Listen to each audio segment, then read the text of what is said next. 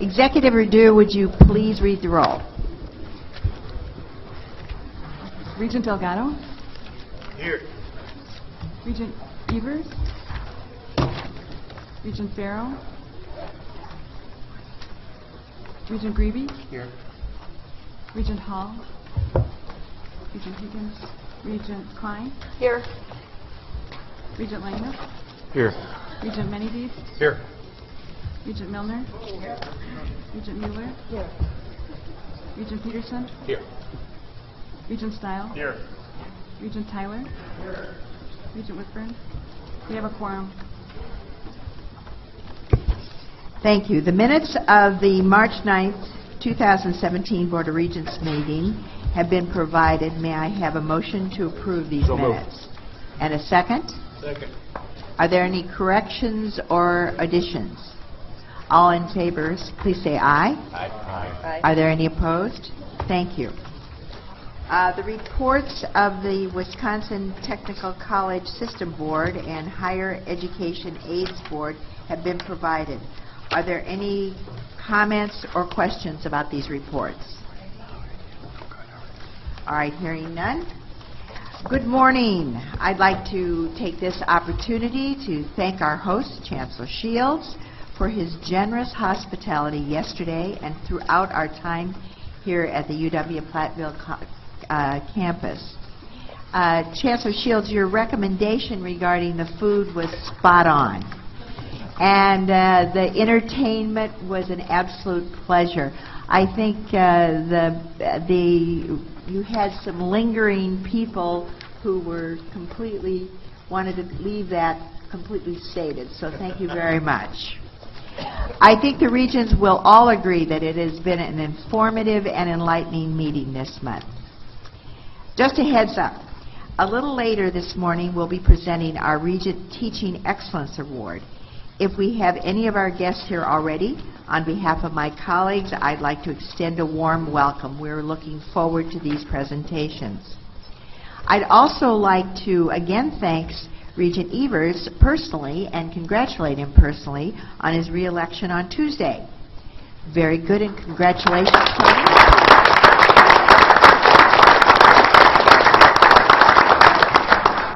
This is, best of all, because part of our strategic plan is working with the K through 12 system, and Regent Evers has been here all through that strategic planning process. So I think he will agree that this can be a good collaboration between all of public education. Absolutely. Thank you. You're welcome. Last month we heard a presentation from Associate Vice President Chris Andrews on the UW system's federal priorities for the upcoming years. I'd like to share a brief update. Last week, President Cross and all chancellors of the UW system co-signed a letter to all members of the Wisconsin delegation regarding the 2018 federal budget proposal. A copy of that letter is in your folder. Since we last met, the President has released his initial budget proposal with more details still to come. Incorporated into that budget are steps the administration is taking on regulatory reform. The UW system is supportive of these reforms, and it is a focus area we featured prominently for the first time in our federal priorities agenda. As expected, the proposed federal budget also makes significant cuts to education and research programs that are funded with the non-defense discretionary portion of the federal budget. The letter reflects our interest in seeking opportunities to deregulate and reduce mandates, as well as our serious concerns about the impact of this proposed budget on the UW system's research and education mission. This is the first time, this is the final time for a meeting for two of our colleagues, Regent Bradley and Regent Menedee. And Regent Langness' term is soon ending as he graduates from UW-Whitewater in next month. We will formally recognize their services at a future date with all the requisites, whereases, and therefores, but I wanted to take this opportunity to share my gratitude and my respect for their hard work over these last years. Their commitment and camaraderie has been truly amazing and very much appreciated. They have served the state and this great university system well, and we are very proud to call them friends and colleagues, and you will be missed.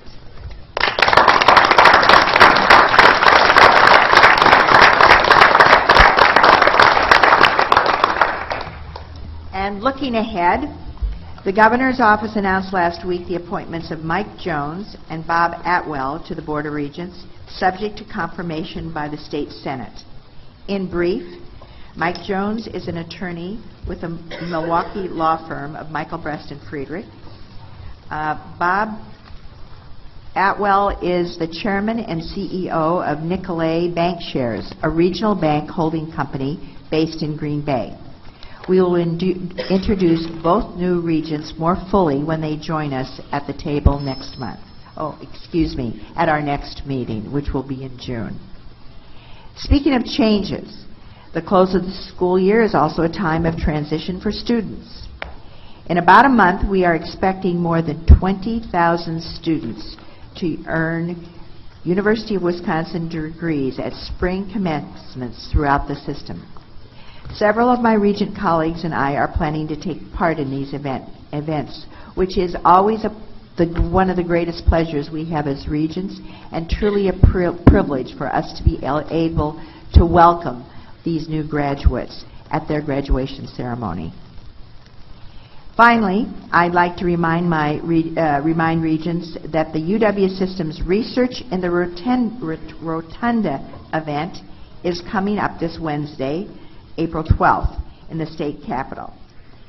Nearly 400 visitors, including 125 students and more than 100 faculty advisors from throughout the state and the system, are expected to participate, taking the opportunity to celebrate undergraduate research as well as discuss the value of their discoveries with legislators and staff. This event is now in its 12th year, and it's a wonderful showcase of the many and varied research endeavors undertaken at our UW institutions. I've had an opportunity to visit this event since I've been on the board, and many of my colleagues have been present at it. It is worth the time to go and not only see these research projects, but have an opportunity to meet the students and to meet the professors who are supervising the students. It really is a terrific, terrific day. This event is a chance to mark the impact the UW system has on the state, as well as demonstrate the vast support the UW system institutions have from their communities, Regents, and from the alumni that support these institutions. We look forward to seeing you there. I really hope you can make a time in your busy schedules to be there. Now, while we're on the subject of Regent involvement, I want to acknowledge and thank my fellow Regents for all your work. We are proud that you are out there advocating on behalf of the UW. You have been actively listening and participating with our campuses and with our communities, and that is very valuable. It's valuable to them, and it's valuable to the students of the system. Well, that concludes my report for today. I turn things over to President Cross, who's going to include in his report an overview of the biennial budget, which has now moved to the public hearing phase. This month, we will have time for questions after Ray makes his remarks. President Cross? Thanks, Regent President Milner. On the legislative front, Regent Michael Grebe and I testified before the Joint Legislative Audit Committee last Thursday regarding the UW-Oshkosh Foundation matter and the comprehensive review we are conducting related to the relationship between institutions and their affiliated foundations. I believe the committee appreciated the transparency and thoroughness of how the UW system and the Board of Regents have managed this process, and I personally want to thank Regent Grebe for his leadership in this matter. Thanks, Michael. His participation at last week's hearing sent a strong message about how seriously the board and the UW system are taking this situation. We look forward to working with the Audit Bureau as they conduct their upcoming audit.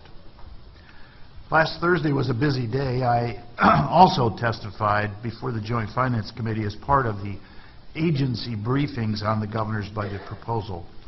More on that in just a few minutes.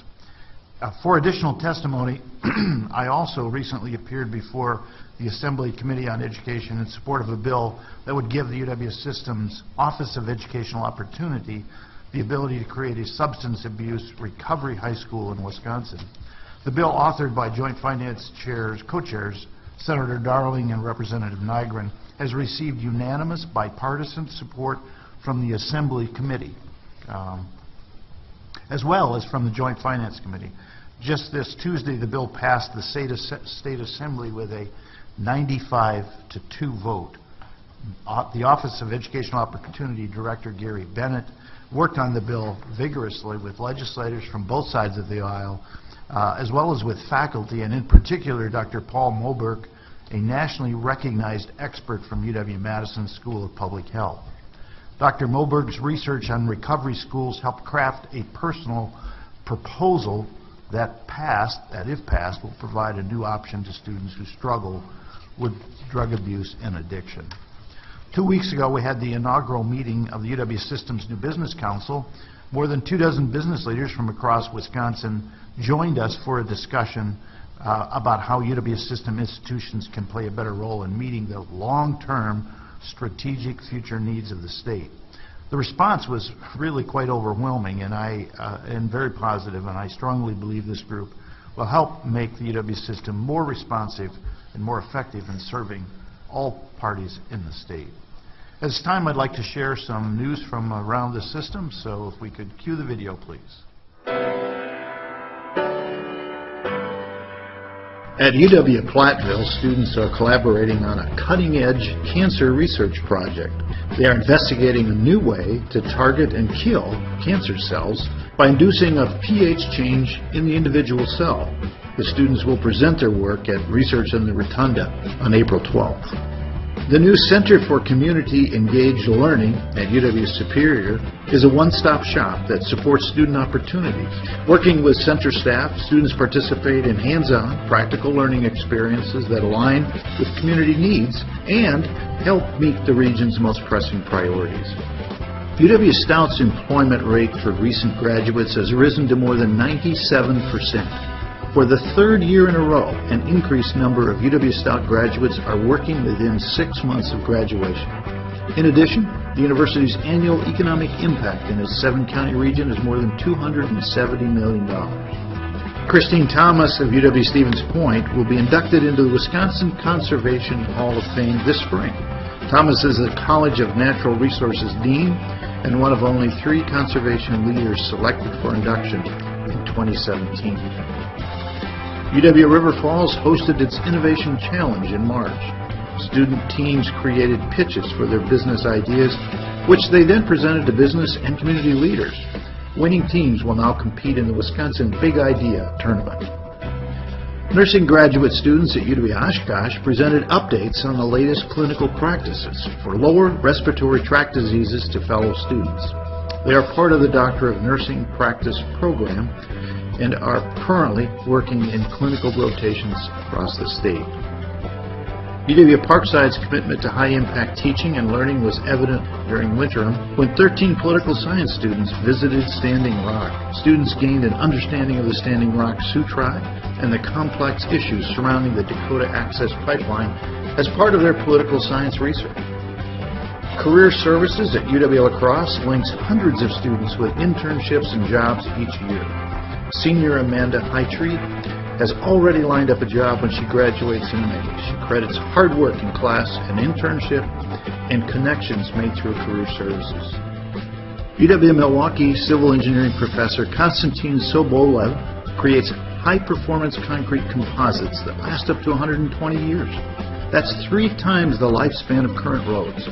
More than 100,000 people have viewed a Facebook video about his innovative work. Engineering students at UW-Green Bay are using the advanced technology of 3D printers firsthand. The students fabricate intricate parts for their design projects, giving them a hands-on approach that rivals top research universities. UW Extension's Center for Technology Commercialization kicked off a new course in March to boost diversity in entrepreneurship. 7 teams are learning how to make a case for an innovative business idea through real-world exercises. UW-Eau Claire's support for a performing arts center in downtown Eau Claire has led to a cultural revitalization of the Chippewa Valley. This building project was the topic of a recent Wisconsin Technology Council event. The UW College's writing program earned national recognition last month for advancing first-year college literacy. The National Council of Teachers of English awarded only 4 such recognitions this year.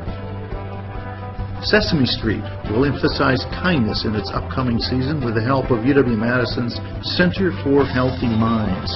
The Research Center studies the science of well-being and created a mindfulness-based kindness curriculum that will be available free of charge this spring.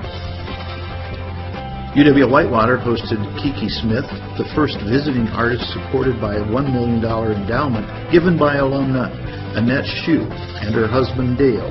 Smith presented a public lecture and spent a week producing original art prints, while students used the gallery as a printmaking lab.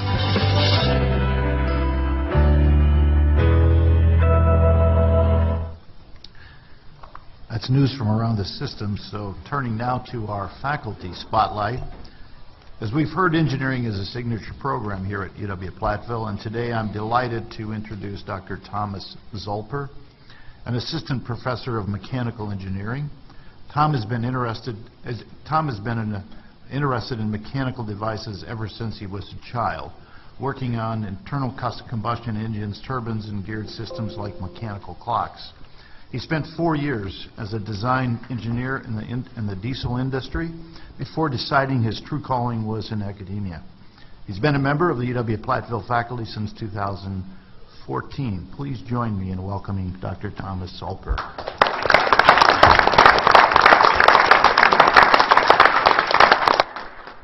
Hi, thank you for having me. It's a pleasure to speak before you. It's a little intimidating, but nonetheless a great honor. I want to thank Dean Gribb for nominating me for this presentation of the work that I've been undertaking as a faculty member of the Department of Mechanical Engineering for the past 3 years. I've had the great opportunity to work on senior design projects, which are the capstone activities that our graduating seniors undertake. Usually I work with a class of about 2 classes of about 25 students each, so 50 students per semester, I guess you could say, with roughly 5 to 10 students assigned to individual projects.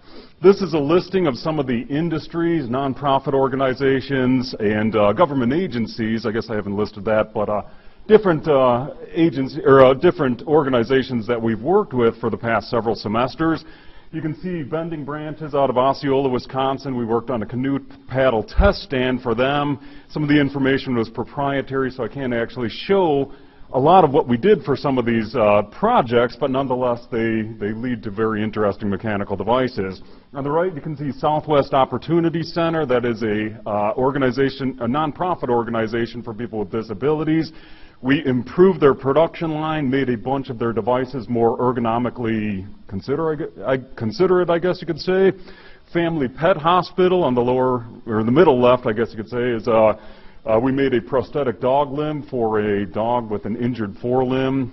Gia Farm Technologies is a supplier to the dairy industry, and so we revised one of their milking clusters to improve the flow through of it and avoid having dead zones, is what they refer to them as, where milk can accumulate and give rise to contamination, things like that. 3DC out of Menasha, we did a mechatronic goose for hunting enthusiasts. It provides real-life animation, things like that, in an effort to trick real geese into landing in its vicinity and allowing hunters to kind of get an easy target. VibeTech was an interesting project we were working on. Well, they actually work on muscle disuse therapeutic devices, and we were working on a system that would allow them to put their machine on one of the spaceships and send it into outer space for, it's a lengthy word, I apologize, to treat astronauts who are subject to muscular and bone weakening due to the low gravity environment that they work in. Then there's two companies from Iowa. I won't detail what we did with them, but then Free Choice Enterprises is a bovine nutritional supplement supplier out of Lancaster, Wisconsin, and we did some interesting projects with them as well. We're trying to automate a production line because they've grown in sales. I know the owner of the company has been going to China, Mexico, all sorts of livestock holders, I guess you could say, so that to increase his sales in an effort to really, I guess, provide nutritional supplements to those animals. We've worked on machinery for that. You already saw the cancer research undertaken by Drs. Camacho and Miranda Bader-Goodman of UW-Platteville. One of the projects we worked on for them was this Raman spectroscope shown here. We reversed engineered it so that we could manufacture it in a cost-effective manner. We made use of the rapid prototype facilities to 3D print essentially most of the components on this, and then we purchased the lasers, the mirrors, the spectrometer, and a few other components that aren't so readily made. But nonetheless, that's in use now in conjunction with other devices that we've built for that team of professors in an effort to further the cancer research sponsored or being led by Dr. Miranda Bader-Goodman.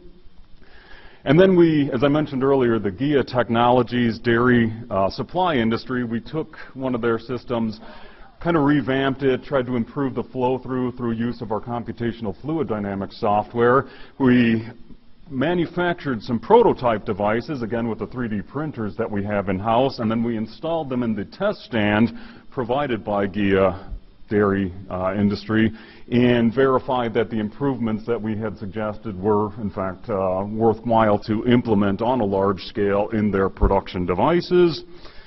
And then we had a unique opportunity beginning spring of 2016. It was kind of a serendipitous instance. A student of mine had told me he had spoken to his uncle over Christmas break, and his uncle was manager of the U.S. Geological Survey, actually a Upper Midwest Environmental Sciences Center up in La Crosse, Wisconsin, and they were interested in several projects, the first of which was an effort to prevent the spread of these Asian carps that are moving through several different waterways across the United States.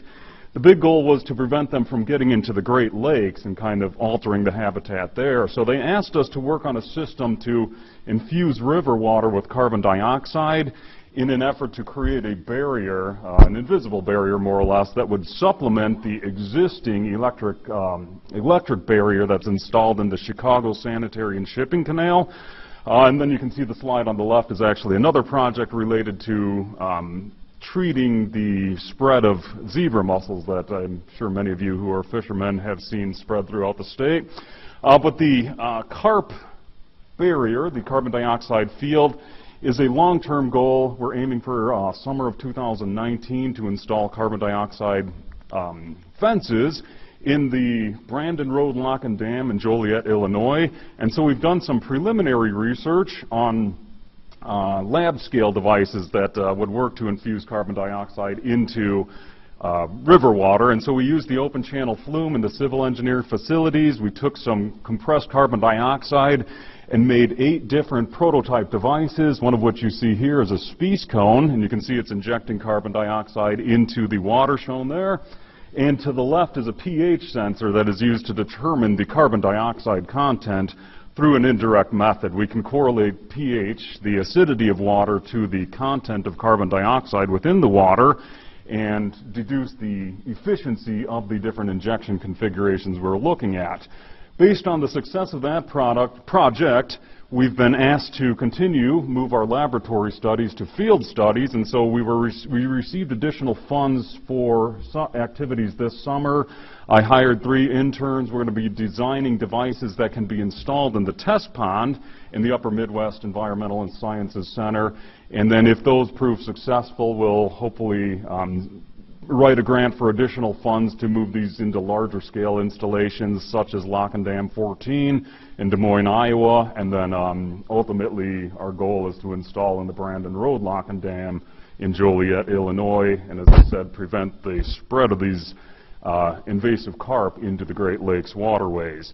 And another project along those lines was actually the treatment of waters that already have zebra mussels in them. So we developed several systems, more or less, to mix a molluscicide, that is a mollusk poison, and inject it in a very smooth, paper-thin layer on the base of ponds and lakes throughout the Midwest. And pictured here is actually a test flume that we had to build. If you look to the upper right, you can see that green hose leading to an injection nozzle, another prototype system that we're moving forward to field applications. That was actually the work done last November. Seemed it was the coldest day of the year when those students filled that waterway and went out to test those devices. Luckily, it didn't freeze, though. And this semester, we're actually moving on to full-scale field installations that we'll be trying up in La Crosse, Wisconsin, again, towards the end of April, in an effort to kind of close out this preliminary work on the zebra mussel treatment system. So that's kind of a summary of the activities I've been working on as a senior design professor in the Department of Mechanical Engineering. It's a really enjoyable position to have, in that I get to work with graduating seniors who are all as enthusiastic as I am about building novel mechanical devices. And for us, the activities are kind of representative of a consulting engineering firm where you can have a vast array of product lines, and most of the product development starts from scratch, as opposed to maybe more typical industry where they have a few narrow kind of existing product lines where there's a lot of development and improvement of that product, as opposed to perhaps starting from scratch in those cases. I know I'm kind of limited on time, but I'd take any questions if anyone has any. Okay, I'll defer to them. I do. When you went through the array, it seems like there are some regional, there are some local clients that the students are doing their capstone projects with. How do you find how do you reach out to find the kinds of projects that the students can work on? We're beginning to have word-of-mouth phenomenon. Often, many of these industries have graduates of our program present who have passed through the senior design curriculum already, and so in their experiences on senior design, they kind of got a sense of what it is that we're capable in the way of design software and manufacturing equipment. And so in certain instances, it's actually graduates of our program that have said, hey, I think we can get this product development done in a quick and cost-effective manner through use of this educational opportunity with the senior design class. In other areas, such as family pet hospital, it was a personal connection between a faculty member and a person whose dog forelimb had gotten injured. And other areas as well, we kind of talked to people at the career fairs, or I guess in other instances that have either been personal contacts, such as I know the president of Unison Solutions. Again, the John Deere collaborations have been through graduates of our program who are aware of these opportunities. FCE, the bovine mineral supplement, is actually a faculty member here as well, whose father owns the company. So all of these have largely been personal contacts, either through just acquaintances among faculty or from graduating students who have said, we have to, or our students have to complete these activities. This would be a great opportunity to do this product development in a 3-month time span. So I want to compliment you, because these are real projects. I am familiar with capstone projects. Sometimes they're synthesized, necessary, but they're synthesized. The projects you just described, they're real projects. They're real needs, and you're coming through with some real results. So congratulations. That indicates not only are they doing a good job, but they've got a history of doing a good job. So thank you. Thank you very much, and she's entirely right. In other universities where I attended as a student, it was often left on the students or faculty to come up with these senior design projects, and they weren't really representative of the needs of industry itself. Here we have great industrial contacts and students who are graduating with the knowledge of these opportunities. I saw another question over there. Yeah, Regent Tyler? Yeah, I wonder if you could characterize the financial relationships that you have on these projects, and then if there's any follow-on on, you know, what some of the outcomes might be down the road. We kind of divide the financial support on these projects between nonprofit organizations, which we fund internally using the PACE funds, the student fees that they use for these type of activities.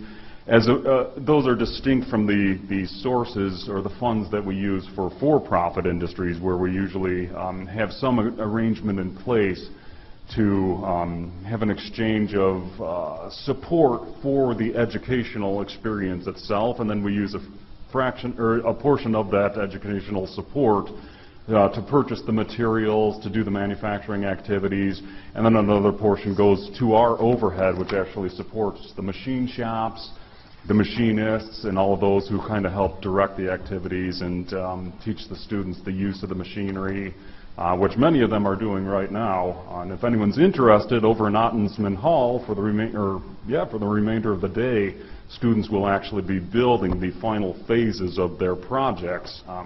Because usually the first half of the semester we do the design and design activity, and then the latter half of the semester we move on to manufacturing. But yeah, in these cases, if it's a nonprofit organization, it's supported with the internal source of student fees. If it's a for-profit organization, we've kind of changed our method, and we've kind of asked for some educational support to, you know, ensure that we're not drawing from student fees for a company that may stand to benefit from this financially. Regent Pine. Yes, thank you, Region President Milner. I thought this presentation was fascinating, and it hit on several hot buttons for me. So the collaboration with the business community, huge. And then, you know, one of the things we saw in the Wall Street Journal study on, you know, outcomes in higher education was that students being involved and engaged with professors in actively doing projects and research is very, very important in terms of their growth and their satisfaction as students in an academic environment. So I think that your project really, or your projects really accomplish that in spades. Very exciting stuff. The one question I had for you is your title is Senior Design Professor. And I'm wondering, is this a multidisciplinary degree, or are you an aspect of the engineering curriculum? Because I have a son at MIT, and he's got a design professor that's put together the design, engineering, and management in a multidisciplinary master's program. And how do you fit into the bigger university?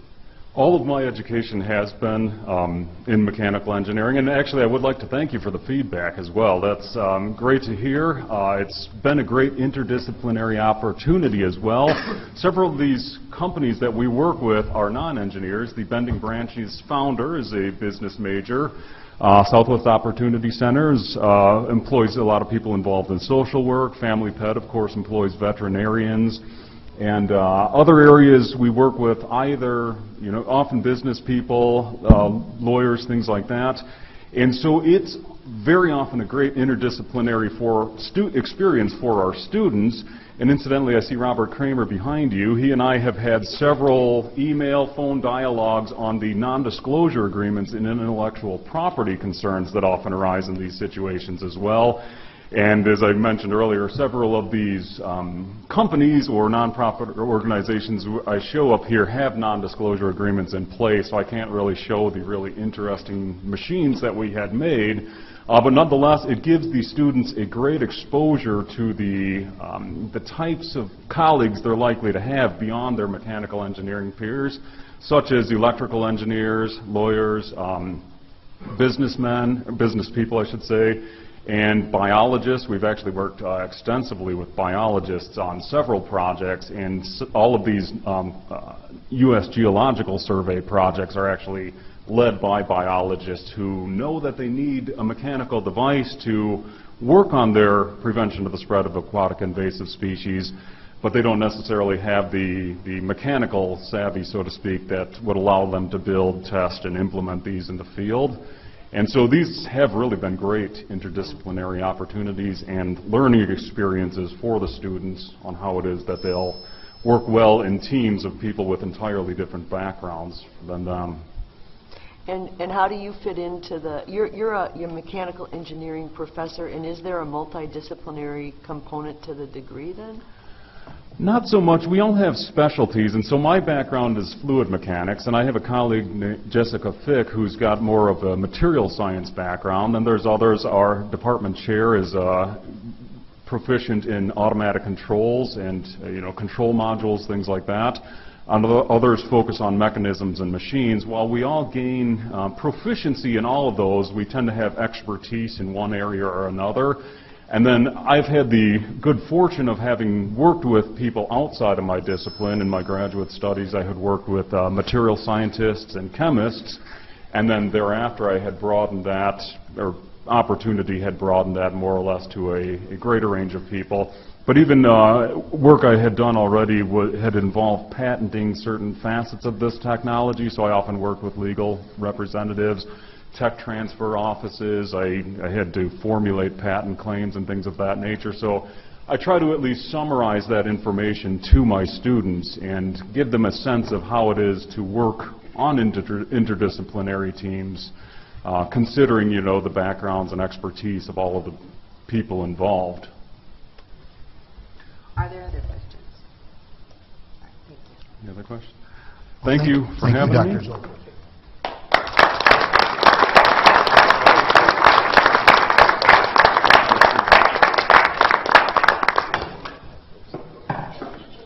I brought prototypes. We're seeing this happen. We're pleased to honor faculty on a regular basis, and I know that Dr. Zolper represents so many of the wonderful faculty we have throughout the system, and it's always a privilege to hear about what they're doing, particularly about what the engineers are doing, but that's a bias on my part. There's supposed to be some humor in that, but nobody laughed. Let me begin by reiterating that we are very pleased with that the governor has proposed the first investment of new state dollars for the UW system in more than a decade. We appreciate this recognition of the critical role we play in strengthening Wisconsin's economy and its workforce. Research continues to show that for every dollar the state invests in the UW system, it yields at least a tenfold return. We're also pleased the governor's proposed budget reflects the priorities and direction expressed in our 2020 Forward strategic framework. Clearly, there are many parallel themes between his budget and our request. In taking a closer look at the proposed biennial budget, let us turn our attention first to the process. As I already mentioned, I testified last week before the Joint Finance Committee as part of the agency briefings on the governor's budget proposal. It was clear from the committee's questions that the outreach by members of this board, our chancellors, and our internal and external stakeholders is having a positive impact. Legislators on both sides of the aisle also raised many of the same questions we have, and they seemed eager to work with us moving forward in the budget process. I think it's important to point out, in case you have not heard, yesterday they issued the non-fiscal items to be removed from the budget, and almost all of those were things we wanted removed with a few exceptions. So we're thankful to those legislators for listening to us and for their efforts to change that, as well as to the Legislative Fiscal Bureau, Bob Lang and his team. We are most appreciative. So the next step has already begun. In fact, the Joint Finance Committee held the first of 6 public hearings on the budget right here at Platteville, right here in this room on Monday. 2 other hearings were also scheduled for this week at State Fair Park on Wednesday and at Berlin High School today. The Joint Finance Committee will take next week off and then hold 3 more public hearings in Spooner, Ellsworth, and Marinette. The UW system has been and will continue to be represented by chancellors, provosts, faculty and staff, students, and other UW supporters at each hearing. Joint Finance is expected to begin voting on components of the budget in early May. This is a process that will take them through the end of the month. Typically, the UW system is one of the last agencies the committee will vote on, so we probably won't be voted on until the end of May. Both houses are expected to act in June and place the budget on the governor's desk later that month. So that's a bit about the process. Now let us focus on some of the substance in the proposed budget. I've included a copy in your packet of the spreadsheet, Regent Milner's holding it up, that shows the board's biennial budget request, the budget you approved, and how it compares to the governor's proposal. I shared this spreadsheet with members of the Joint Finance Committee, and instead of going line by line through that spreadsheet, I focused on 5 broad areas, and we discussed some of these at our last board meeting, but let me go into a little greater depth. As you will see, the governor's budget and our biennial budget request share many of the same goals. First, accountability. Outcomes-based funding, or performance-based funding, as the governor calls it, is an issue where the legislature, the governor, and the UW system all agree in concept. The governor's budget proposal ties all new GPR funding for the UW system to a model that essentially distributes new state dollars directly from the legislature to UW system campuses. It bypasses the Board of Regents authority. In addition, specific metrics could be codified in state statutes. The UW system prefers a model to allocate new GPR funding based upon broader system-wide metrics that align with the four key focal areas of our 2024 strategic plan. Institutional outcomes would be aggregated into system-wide metrics, and the Board of Regents would be responsible for allocating state funds to the campuses. Wisconsin statutes have already established the board's responsibility for distributing state funds, and we consider outcomes-based funding the board's role. In that, the board's role must be preserved. Conversations with legislators are going very well. I've been very pleased. And next week, the Assembly Committee on Colleges and Universities is holding an informational hearing on the topic of outcomes-based funding. I will be presenting some of our thoughts, and UW-Madison faculty Nick Hillman, who is a leading expert in the field, will also be on hand to share his research and his thoughts. The second area of broad agreement is affordability. As you know, the board approved a resolution to freeze tuition for the first year of the biennium and recommended up to a cost of living increase in year 2. You also approved a request for additional $19 million in financial aid for our students. We've had a number of discussions with legislators about the importance of financial aid, as well as another significant factor to college affordability, time to degree. When students graduate faster, their overall costs are lower and they get into the workforce more quickly. To help students secure more college credits in high school, we included early college credit, or dual enrollment, as part of our 2020 forward plan. This is another aspect of the governor's budget which has prompted a healthy discussion between legislators, the administration, and of course the UW system about how best to achieve our common goals. The governor proposed to limit the amount of tuition institutions could receive for delivering early college credit courses to high school students. This would require us to deliver these services below cost, which is not a viable option. We believe more flexibility is needed, particularly as we focus on expanding the number of students we serve in both rural and urban school districts.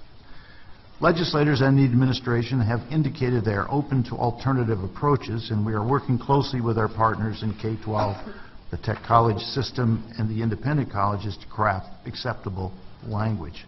This is one area that was removed as a non-fiscal item from the governor's budget, so we'll have to see where that goes.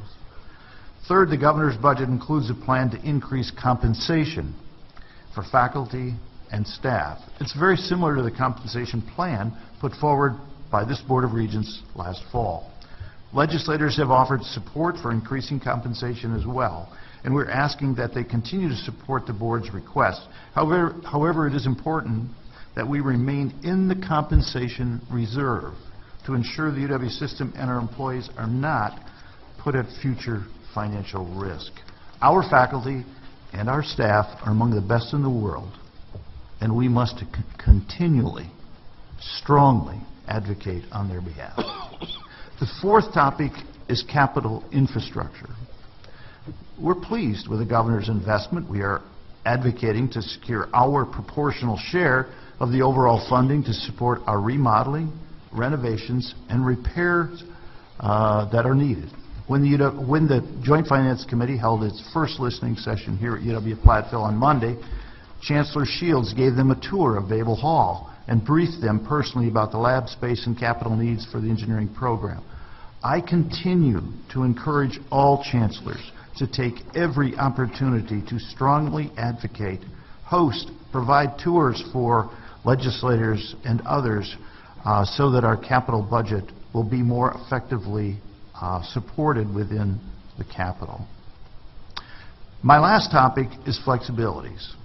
The governor's provided some expanded flexibility in the area of procurement, and we appreciate these new flexibilities. This is a step in the right direction because, according to a 2011 NCHEMS study, the UW system is one of the 4 most regulated university systems in the country. At a time when leaders in Washington and Madison are working to reduce regulatory burdens on all levels of government, we're asking legislators and the governor to work with us to reduce costly regulations and to move us lower on this list of most regulated universities. One of the ways I've suggested legislators may help is to let the Board of Regents govern as they are empowered to do in other states. In my experience, boards are in the best position to oversee and help the UW system manage curricula, our processes, and our operations. In closing, affordability, accountability, compensation, capital infrastructure, and flexibilities are critically important to the university system. As I have said before, this is the best budget the UW system has seen in a decade. There's no question about that. We will continue to work with the governor and legislators to ensure this budget reflects our shared goals and delivers the best possible return on the state's investment. And with that, Regent President Milner, I'm ready, or be happy to do my best to avoid any of your questions. All right, take a deep breath. This is an opportunity. You know that last month it was premature to begin to ask questions about the progress, but there has been progress. We are beginning to see some things, and this is an opportunity for us to ask questions of President Cross. President Cross, thanks for the update. I think we all agree with you. This is a very positive, forward-looking budget for us, and it's been a long time coming. Can you give us a sense of how we're leveraging the campuses and the campus communities to amplify and mobilize on this budget from an advocacy perspective? And then secondly, we just met with the UW System Business Council a week ago. Do you have designs on utilizing that very well-credentialed group to assist us with our advocacy as well? I may ask some of the chancellors to share some of the things they're doing with respect to advocacy as well. Our strategy involved engaging the chancellors, the faculty and staff on those campuses, but the communities, business leaders in those communities through the chancellors and through our local campuses. So we have not asked the members of the Business Council at the system level to engage in this as a part of that role, although some of them were obviously engaged through the chancellors in that effort. But perhaps there's a chancellor who wants to speak about some of the things they've done. Chancellor Mone.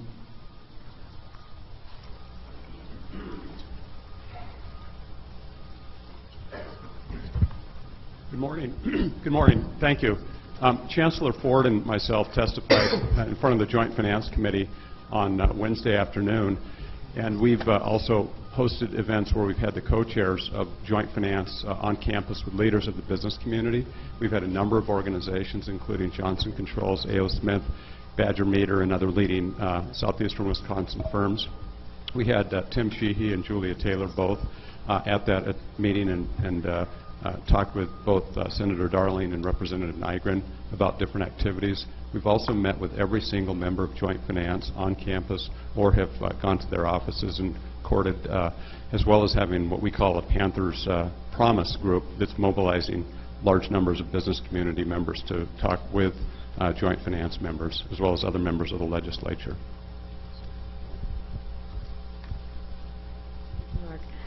We've done a lot of the same things that Chancellor Mone mentioned, and of course because I'm the Chancellor of UW Extension, I have a legitimate reason to form a relationship with any elected official in the state of Wisconsin, so we've done that, and we've called out the troops, and of course our regional leadership has done the same. But what I would like to point out to the board is the effectiveness of our Impacts initiative that we have been developing over the past 9 months.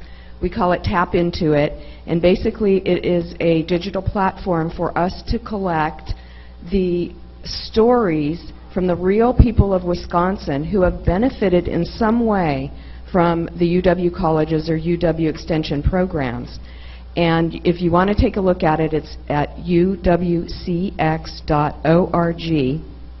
And to date, we have almost 1,200 individual stories, again, in people's own words. And we can sort this by legislative district. That wasn't what we created it for. We wanted a repository for these great stories, but a byproduct, positive byproduct, is that we can sort and we can show our elected officials actual benefits from their own constituents in their own words.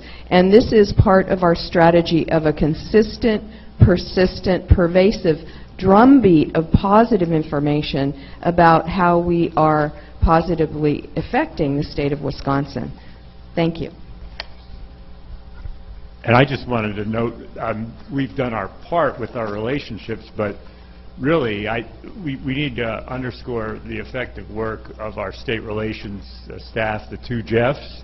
I don't know where they are at the moment, but and Ray, of course, leading the way. I think that memo that we saw yesterday was really incredible progress. I mean, those are all very important issues, in particular the allocable fee issue, and to have those not in the budget, you know, they don't really belong there, we don't think, is a great thing. So thank you for your hard work on that. And also our student leaders, I know everybody here would agree with me, did fantastic work on the fee issue. They visited legislators and trying to educate them. It's a very complex issue, and one that, if it's going to be addressed, ought to get great scrutiny, not be something just included in the budget. So thanks to everybody at System. We appreciate your leadership. I just want to note that a number of us are doing things together, because I think it's important to note that we're all in this together as opposed to each out there advocating for individual campuses. And I know I did some things, I think, jointly with 4 of the chancellors sitting here out at their university, and we had invited our joint alums. Chancellor Monet and I are, on the first day of May, I believe, going to be at the Rotary in Milwaukee, and on the second day of May, we're going to be at the Rotary in Madison, talking together about our 2 campuses and their role in sort of the whole urban corridor that stretches from Milwaukee to Madison. And next Monday, Chancellor Copper and I are doing a joint event in front of the Regional Development Organization that encompasses all of the 5 counties, including both of our campuses. And so I know that's sort of outreach to business communities, asking them, as you know, explicitly to join us in reaching out and lobbying with their relevant legislators. I think is an important part of what we're about. And I think in addition to all of the collaboration and the individual efforts that we all have been doing, engaging with our business leaders, community leaders, and legislators, and the wonderful work of our students, also this is a time where we're engaging with our dean's advisory boards, many of our internal constituents, our alumni organizations, talking about these issues, and they in turn have been advocating for us as well. UW Stout will be involved with, is this live? Yeah. UW Stout will be involved with the Joint Finance Committee hearings, and I know that the other chancellors are involved in the region that we're going to have in Ellsworth and Spooner. We've also had a legislative lunch where we had 8 area legislators in. UW Stout happened to host that along with Chancellor Van Galen and Chancellor Schmidt, so we had a very good dialogue with our legislators regarding the budget at that event. And then I would also mention that UW Stout is working very closely with our advisory committee members, encouraging them to speak up because they have a different voice in this process, if you will, and really pleased with the piece that you might have seen that Joe Prejean put in the newspaper a couple weeks ago, titled "It's Time to Reinvest in the University of Wisconsin System." We're looking for those types of testimonies. I have a copy here I just happened to bring along if anyone's interested. I agree with all the comments. The one I wanted to add, so I won't repeat things that others have said, starting about 2 years ago, we had intensive discussions with area businesses. I know personally I said, look, I'll accept every invitation to come to any service club anywhere within 100 miles of Eau Claire. I'll come to church coffee groups. I'll meet you wherever you want to be to talk about it. But the challenge I put in front of the Chamber of Commerce and business communities, I said, don't advocate for the UW system for me. Don't advocate for the UW system even for our students, even though they're worth it. I asked them to go back to their area of business, sit in their office and think carefully, what is the impact on you? So I'm only asking you to advocate for the UW system if it is in the best interest of your company, in the best interest of your community, of your schools. It is in your best interest to advocate for the UW system. And I was proud to say this year with the Chippewa Valley Rally, the chambers at Eau Claire, Menominee, and Chippewa Falls listed full funding of the UW system and technical college system requests as their #1 advocacy point. So I think by working together, as has been mentioned, by asking people to think for the good of the state, but for the good of themselves, why it's important. And I think our next step is to have a similar conversation around the facilities, which we know is the one disappointment in this budget. I'm going to start showing people the potholes in our buildings, and that's our next step. I'll follow up with Chancellor Meyer. Really a great event hosted by hosted at Stout. Every year, the 3 campuses bring together our legislative delegation from that part of the state. This year, thanks to Regent Delgado, Regent Tyler, and Regent Erickson, who joined us. A really great event. I think the other thing that's been impactful are letters and advocacy that's coming from the business community. We encourage business leaders to send letters to the governor and other legislators a few months ago. I think the messages from places like Grassland Dairy, Ellsworth Creamery, some local entrepreneurs in our community have really made a difference. And I think in the end, the relationships that are built far before the budget process are what are critical. And I think all of us understand that and commit to that, especially over the last couple of years. We're doing many of the things that's already been mentioned, but I'll just add 2 to the list. At Point, for the last couple of years, we have been inviting not only regents and legislators to come visit, but we've been inviting them to come together in teams of 4, 2 legislators and 2 regents, and many of you have participated in that. We very much appreciate that, and we'll be calling the rest of you to do the same thing. But having those conversations as you walk across campus, as you sit down and visit with students, with legislators and regents sitting at the same lunch table, has been very, very powerful experiences. The other thing that I'm particularly proud of at Point are our students. They have been phenomenal in advocating for this system and higher education in this state. It's a wonderful thing that they're doing, but it's also a great educational experiences for them. They'll take these experiences with them into life and into their careers, and will benefit them for many years to come. And I'm exceedingly proud of what our students are doing. Thank you. So I just want to follow up with a little bit of that, and I want to thank the chancellors for all the work you've done, and I really appreciate that. I want to come back to another issue. Oh, Dennis snuck up behind me. Ray always tries to ignore me. I'll try to be really quick. Our efforts started last summer by first sitting down with a senator from this area to get his advice, inform him of our priorities, and get his advice as to how to pursue those things. We've had pretty consistent messaging. The 3 things you heard from my presentation yesterday: investing in students, investing in faculty and staff, and investing in infrastructure. We've kept that consistent message over the course of all these months. Dean Molly Gribb and Dean Wayne Weber know every bump in the road between here and Madison. We've met with either collectively or them one-on-one with each member of the Joint Finance Committee.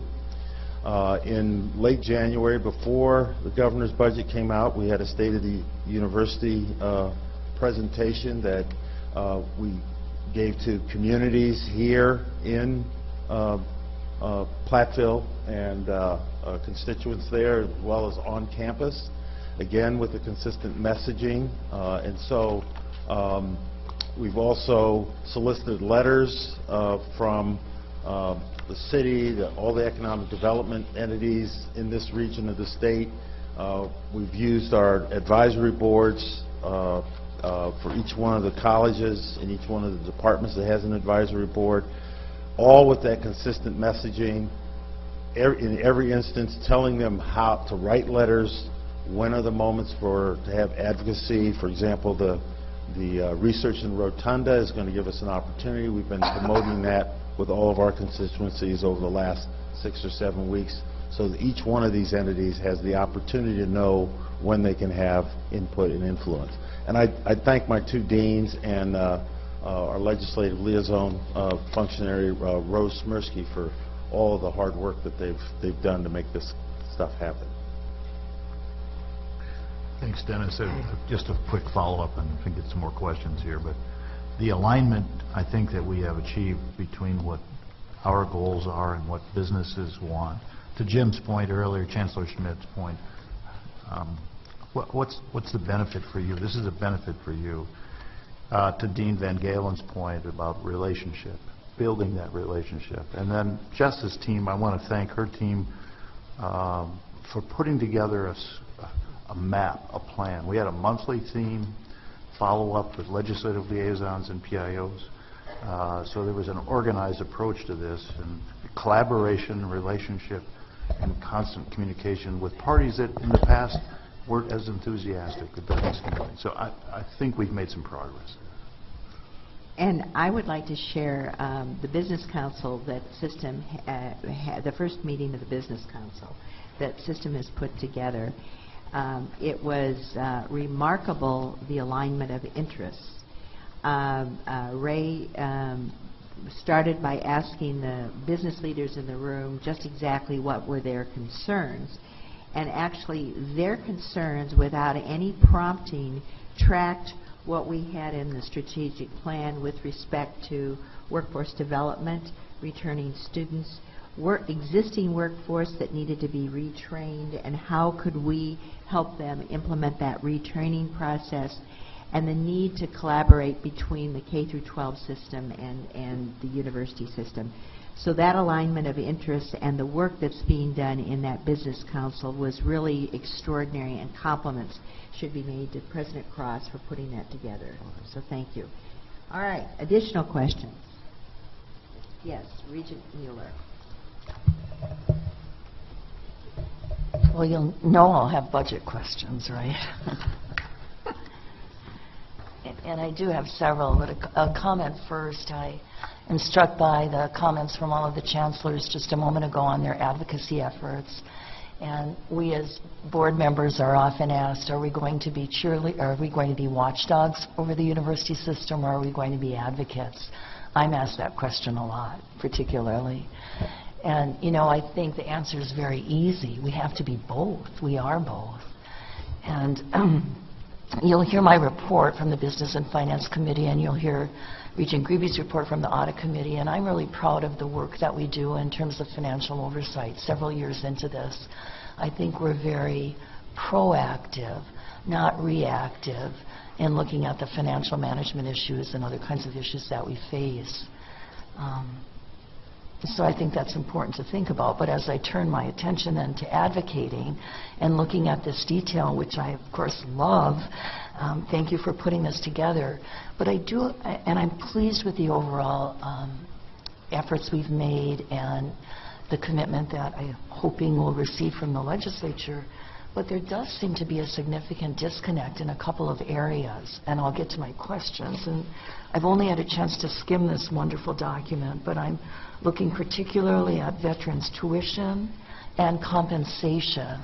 Let me start with the latter, the compensation, where I hear this over and over again from the chancellors with whom I speak. It looks as if there's a disconnect. We asked for $78 million in compensation, and if this is accurate, the amounts that would be provided would be much less. And the reason for that is the extreme delay in providing a 2% and 2% salary increase. In fact, if I'm reading this correctly, our employees would not receive any increase in fiscal year 17 and 18. It would be pushed into the 18-19 fiscal year. And I think that's a problem. I wonder if you could speak to the disconnect between our ask and what's actually included in the budget. And then I'd like to follow up with veterans if I could. The thing that I do appreciate about what the governor tried to do, if you recall, the board did something a little bit unusual. We asked for a 2+2 in our budget. Normally that's a second request that comes in later. And so the governor, in an effort to give us 2+2, he only had about $42 million, as you can see, that 11.5 million plus 30 million he anticipated saving from self-insurance, which isn't expressed there, roughly 42. So he tried to figure out how to put 2+2 together, and he slid it to, I think, September. First 2% would be in September of the second year, then the final 2% would be in May of the second year. That was his effort to do that, so I'm appreciative of that. At the same time, that there is no increase then in the first year, as you mentioned, Regent Mueller, and that pushes everything way out. That's one of the reasons this disconnect on our part. That's one of the reasons that I'm advocating, put us back in the compensation reserve, take the money that you put here, 11.517, and the other 30 million, if you get it from self-insurance, just move it into the comp reserve for us and handle it in a normal fashion. It may not be the 78 million we asked for, but at least it's in an earlier time frame. Well, again, just speaking in my unusual role today as an advocate for this, I can't look at these chancellors who are representing all of their staff to say you have to wait for several more months before you even see a modest increase. So I hope that's something that can be shifted a bit. And then, if I may, Madam President, just one final question. Another disconnect, it seems to me, is the point right above it on this excellent spreadsheet, and that's on veterans' tuition and fee remission. I'm a proud daughter of a World War II veteran. I believe very much in these programs. They certainly weren't available for me as a child. The benefits for children and spouses. I think that's wonderful, but it doesn't seem to be funded. And, well, I'm concerned about that. Again, another apparent disconnect between the policy and the true cost of the program. Can you elaborate on that a bit? That is our concern as well. However, before I leave the compensation, I just want to make one final point. Legislators that we've talked to agree with us. So I think that they will deal with it a little differently than what is expressed here. But how that plays out, I don't know. But back to the veterans' tuition and fee remission. The state of Wisconsin has, and I'm a veteran, and I benefited from the GI Bill years ago. Wisconsin has what I consider to be an unbelievable benefit for Wisconsin residents who are veterans. The benefit extends to not just the veteran, but the family. And what the governor is attempting to do is extend that to out-of-state veterans who come here and live here for 5 years. And if you think about the demographics and the challenges we face, that's a very attractive thing to do. How do we pull people into this state? So that's a very appealing thing to me. The challenge is, how do you fund it? And there is no money here. In fact, our current benefit to veterans is not subsidized to the extent it should be by the state. Other students actually subsidize veterans as a part of this process, so they share in that cost. So part of a student's full tuition is then extended to veterans. It's not fully funded for Wisconsin residents today. And my fear here is this is a very appealing thing, and I would hope that if they do this, they find a way to fund it, because it has a lot of merit, but there is no funding in here for this. This would have to be absorbed by us if we did it. Do you have an estimate of what the fiscal effect would be? That was my comment to several legislators. I don't even know how to estimate this. I said if they were to fully fund this, I would embark on a marketing campaign to pull all the veterans from Illinois into this state. That was another joke that fell flat. But I think I think it's a recruiting tool, but it's not funded.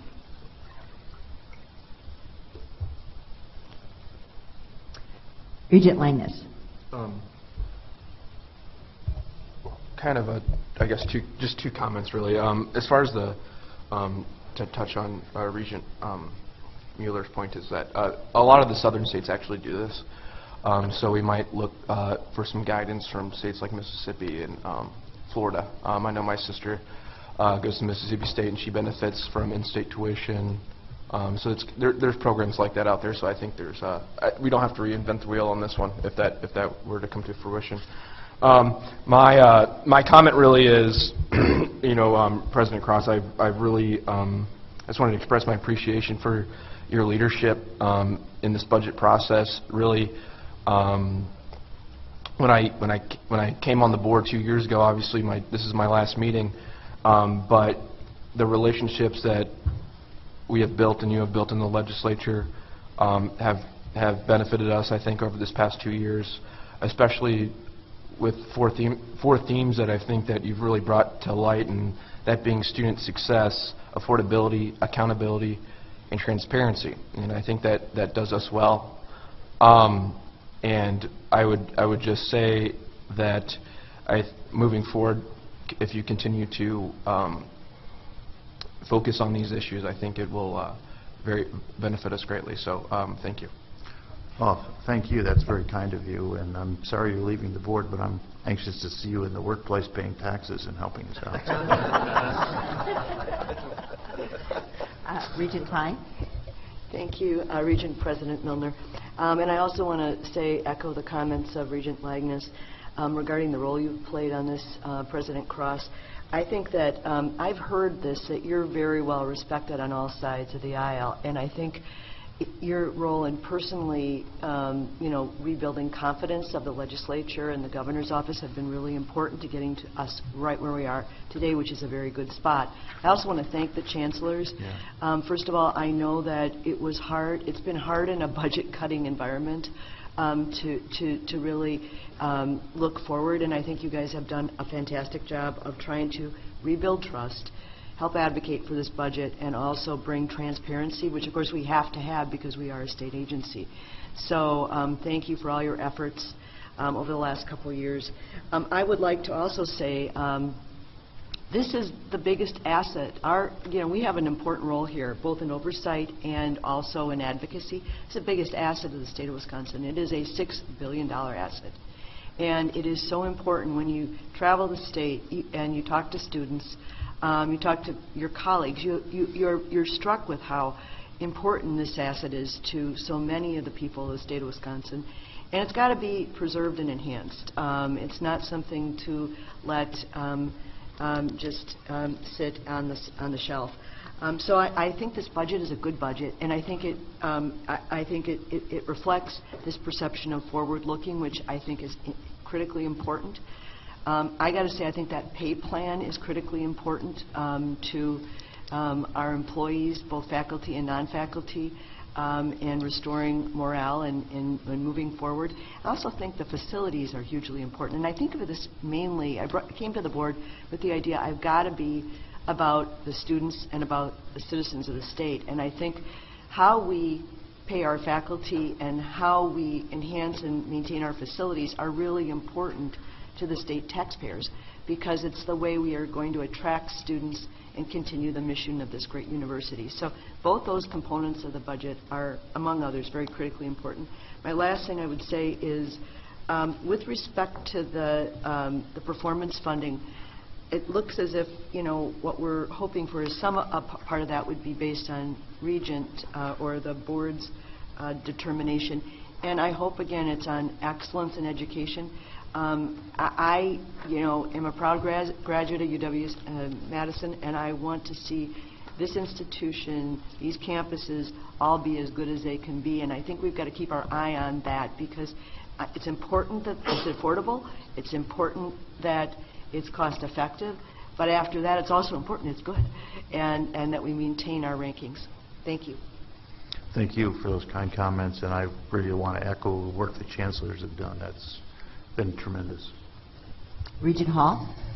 So, and I echo all of the prior statements, but to the performance funding, can you detail a little bit more on how that will really look, your vision? Is it based on proposal? Is it based on a formula? Is there a whiteboard around that I could conceptually, what we're hoping for is that in the legislature, that the language in the bill is rather broadly stated so that the system receives the money and allocates the funding to the institutions on a combination of performance and ideas or proposals. So we're trying to be careful not to put what the institutions need to do in legislative language. And too often, I think you see around the country, I know Tennessee is that way, Penn State, or not, Penn State campuses, not Penn State University. The legislation is very explicit and almost so detailed that the money is driven directly to the campuses. So there are two aspects of this that I hope take place. That we're working with Senator Harsdorf and Representative Murphy to craft language that eliminates some of the things you see here. Almost everyone is opposed to the ranking model, that the campuses are ranked. I don't know of any legislator that supports that. That's good. They don't like the money being distributed in a percentage basis on this kind of prescription. They like it more different. They like it in a different way. I would like to articulate the importance of the report card. If you notice, the report card is a couple items down. Those go together in my mind. So what we're hoping to do is to say to the legislature, craft some rather broadly stated language about the need for the board to develop and approve an outcomes-based funding model by, say, January of 2018. Let us come back and work on that model, and let us present that to Joint Finance or to DOA at a later date. Let us work with the chancellors, the faculty, and the board to craft an actual outcomes-based funding model that is a mixture both of what's referred to as performance-based budgeting, which would be an RFP model. What are you going to do if we give you this money? And performance-based funding, which is a post-funding awarding process. If we're only awarding money after someone has moved their metrics, then I think we're missing the boat. At the same time, if you only award money in order to move the metrics, then those that are already doing well don't get any of that money. So there has to be a mix, in my mind, of those processes. And I think thinking that process through is going to take a little more time. It does, because I know that will be sensitive, and I think your plan to move forth makes a lot of sense. Good. We had an opportunity to talk to some of the chancellors last night, and one of the concerns about it being in statute, that the performance-based be in statute, is that the statutes tend to do two things that this outcome-based or performance funding shouldn't do. First of all, it shouldn't be uniform, campus to campus. We have a broad variety of missions and access versus research in our campuses, so it shouldn't be uniform. And typically in a statute, things are easier if they're uniform. The second thing is it really shouldn't be static. We found out that when something is put in statute, it tends to be static. And what is outcome-based or performance evaluation 1 year, 5 years later may be entirely different. That's the reason why it actually needs to be with the Board of Regents, with the system administration, that can make the adjustments based on time, based on needs, and based on the different campuses that we all serve. Are there other questions? Yes, we have time for one more, unless anyone has a critical one. Quick. Margaret. I guess first of all, whatever. First of all, I agree with everyone who said, I don't think I recall, and I've been here now, I think this is my third budget, but I've never seen this much united and unique effort by everyone in this room, and in reaching out in the way we really have to. Now looking on my experience, having been a member of Joint Finance, I would say the typical thing that is said, and many of you have heard it or said it yourself, the governor proposes a budget and the legislature disposes of the budget. And I think this year what I'm seeing is a big disposition by the legislature, because this is going to be a different budget at the end of this process. So I say that encouraging the effort being made to inform and educate the legislature as they move forward with this, because this is a very, and I agree with Jan, this is a very, Regent Mueller, this is a very great comprehensive, I mean, little small in the printing, but it's really great. So I think the one question I have of clarification, there was an article this week in the paper that the governor's office or somebody put out some corrections, some technical corrections, and there's always those. And one of the technical corrections was that the tuition is frozen the first year and cut 5% the second year. Did we know that? I mean, we knew both things were happening, but is this a change or is this a technical correction? It's a technical correction because I think they discovered that there was nothing in their original proposal that actually required that to take place. So they corrected that with a technical Who found correction. it and told them? They shouldn't have told them. I'm sorry. It wasn't me, Regent Farrow. So. Okay, thank you. And thank you for your kind comment. All right, we do have time for one more, if we have one more question from someone. All right. Well, yes, Regent Tyler. I'm almost reluctant to bring this up because it probably shows I'm naive, and it probably falls in the category of avoiding this question. But I think back to the Felbo Task Force, and I think about all of the energy that our entire system goes to, to working around the edges, trying to get something that we can work with to improve outcomes for students and for the state. And it's just frustrating that all of this energy can't go into improving without the bureaucracy of the state micromanaging every little detail of every little thing that we do. And it's frustrating, and I guess I would like to see a continued effort to gain the freedoms that this system could really leverage and release the energy and the capability that the system and the faculty and the staff have. And so now you can avoid the question or the comment. I don't want to avoid that one. I think it's a great question, and I said we're, according to NCHEMS, the fourth most regulated, one of the four most regulated. I've worked in, this is my fourth state, and I thought New York would be really bad, but it wasn't at all. Here, I cannot believe how much involvement the legislature and the state has actually in your job. And that troubles me, and it shows up most acutely in the areas of property infrastructure.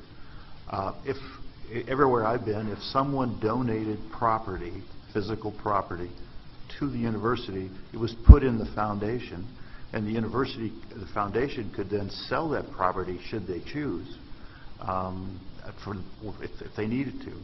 Here, if someone donates it, and it isn't explicitly targeted to the foundation, it goes into the state coffers, and if the state decides to sell it, or if we sold it, it goes into the state coffers. There's no benefit to the university.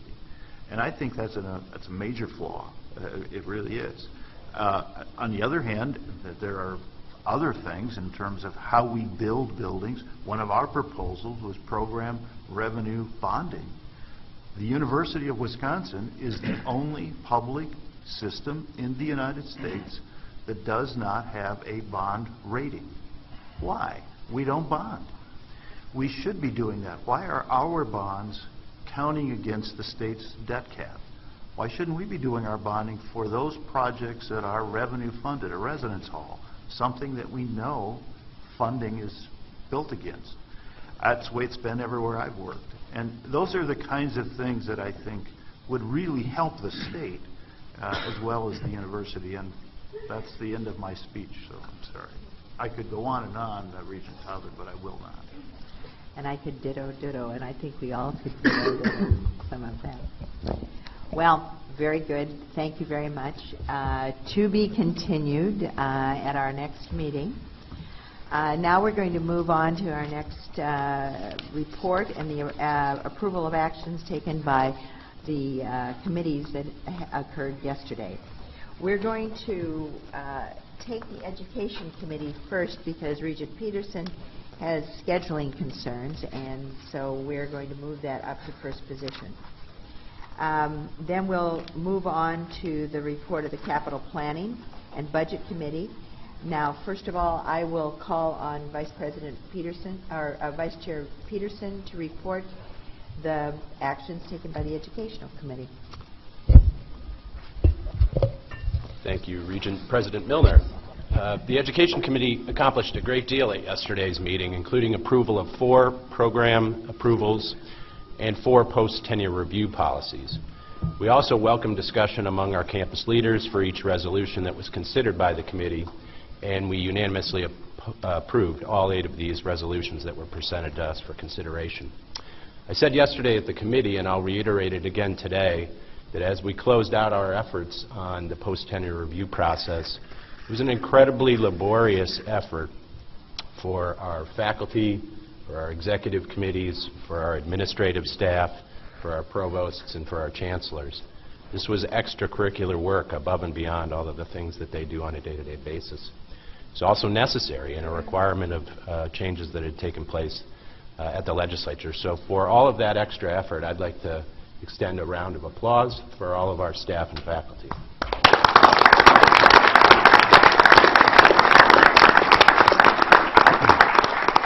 Thank you again. We also had an excellent presentation delivered by UW-Platteville Provost Elizabeth Throop entitled Pioneers in the Field, UW-Platteville as a Leader in Experiential Learning. At the conclusion of our committee, we moved a number of resolutions, and so therefore I will bring them before you now. Resolution 11B is a collaborative online Bachelor of Science in Applied Computing degree. That is a completion program. This is an exciting program. It is a 5-campus collaboration with tremendous support from UW colleges, UW-Milwaukee, Oshkosh, Platteville, River Falls, Stevens Point, all involved. We talk a lot about being responsible stewards of resources. Not one of these campuses could do this degree on their own, but collectively they can all do it, and these degrees will be conferred at those particular institutions. So that is Resolution 11B. Resolution 11C is approval of a Master of Science in Atmospheric Science at UW-Milwaukee. Resolution 11D is approval of a Doctor in Philosophy in Atmospheric Science, also at UW-Milwaukee. Resolution 11E is approval of a Doctor of Philosophy in Epidemiology at UW-Milwaukee. You'll get a trend, a theme, that it was UW-Milwaukee Day. And then we moved on to our post-tenure reviews, and these are the final post-tenure reviews for our campuses. 11F is the post-tenure review policy for UW colleges. 11G is the post-tenure review policy for Madison. 11H is the post-tenure review policy for UW-Stevens Point. And finally, 11I is the post-tenure review policy for UW-Whitewater. With that, I would move and seek a second for those resolutions. Second. Second? All right. Thank you. Any questions or discussions about these resolutions? Hearing none, all in favor say aye. Aye. Are there any opposed? Madam President, that concludes my report. Thank you very much. Moving on. Regent Manydeeds, will you please present the report of the Capital Planning and Budget Committee? I certainly will, President Miller. This is, of course, the most exciting committee in the system, the Capital Planning and Budget Committee. We approved the minutes of February 2nd, 2017, and approved unanimously the following 8 resolutions. First, on the Madison campus, Resolution 1.3B. They were requesting authority to increase the budget of the Southeast Recreational Facility Project by $9 million and construct a $96.5 million project. This project demolishes the existing surf building and constructs a new 4-story recreational facility that includes such features as expanded spaces for strength, cardio and fitness, 8 basketball courts, an indoor walking and jogging track, racquetball courts, a 50-meter competition pool, and a separate diving well in a new natatorium, which will become the site of the UW-Madison swimming and diving program. The project has become more expensive than originally estimated due to market-driven price increases for the long-span trusses required for the aquatic portion of the project and the additional cost of more extensive utility and site work that is required to properly site the building where it has to be, and it's just one of those things that occurred. Resolution 1.3C is the Milwaukee campus. This was an authority to modify a lease for space for student housing in the Peck School of Arts, which would reduce the annual rent escalator and extend the term of the lease from 26 to 30 years. This modification would reduce annual rent payments for the university. The next resolution, 1.3D, brought by the Platteville campus, requests authority to construct the $15.3 million Women's Fieldhouse Addition Phase 2. This includes creation of an outdoor, multi-sport, artificial turf field and outdoor storage building. The addition to the fieldhouse will address an overall campus space deficit related to wellness, fitness, and recreation by providing a 3-court gymnasium with a suspended walking and jogging track, an exercise studio, a training suite, a locker room, and expanded areas for cardio, pre-weights, and functional training. The next resolution, 1.3E by UW River Falls, requests authority to construct the $15.1 million Rodley Hall renovation project. This repurposes a facility by replacing all infrastructure systems, windows, roofs, and utility services, and revitalizing the interior spaces to transform it from an underutilized former food service building to a modern support center for students. Resolution 1.3F by UW Stout. This requests authority to construct an $8.9 million Bowman exterior envelope renovation project to repair and restore an 1897 vintage masonry envelope and replace failing windows and doorways with historic replicas. The project also includes structural repairs, a copper roof replacement, and other modifications for the signature clock tower for the campus. 2 more to go. Resolution 1.3G, brought by the Stevens Point campus, requests approval for the execution of a 25-year ground lease between the Board of Regents and Portage County to allow construction of a trailhead improvement, which would include shelters, restroom facility, and a parking lot in the Shemekel, I think that's how it's pronounced, but I'm probably killing it, Reserve. It's in Portage County. Will manage its design, bidding, and construction of the project and maintain ownership of the trailhead improvements for the term of the ground lease. Resolution 1.3H, brought by Whitewater, goes to their need for dorms. This requests authority to increase the budget of the new residence hall project by $6 million and construct a $34 million project to build a 6-story, 410-bed residence hall that provides suite-style living units with double occupancy bedrooms and shared bathrooms. The university has experienced a housing shortage during the last 10 years. This project will help alleviate that deficit and provide supportive services for programs for students with accessibility challenges. They also have to add a chiller to the central utility plant as part of this project to support this new facility. And finally, we have the all-system request, and that's Resolution 1.3I, that requests authority to construct 4 all-agency maintenance and repair projects at the Madison campus for an estimated total cost of $5.8 million. 2 of these projects address facility maintenance and repairs, and the other 2 focus on programmatic remodeling and renovation. I would move approval of these items and request a second. Is there a second? Any questions or comments? Yes. A question on item 13B. There's a pretty significant increase in the budget cost on that, on $9 million. I was just wondering what the impact would be, if any, on the student segregated fees. I don't know if that's a question for Chancellor Blank or Lauren. We were told none.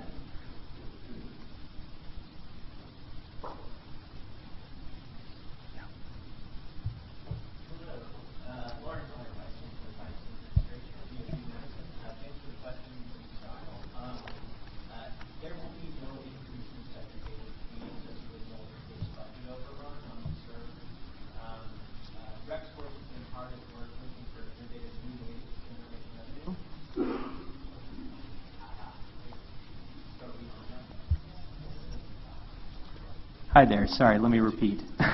Lauren Heller, Vice Chancellor of Finance and Administration. There won't be any increase to seg fees as a result of this budget overrun on the SURF.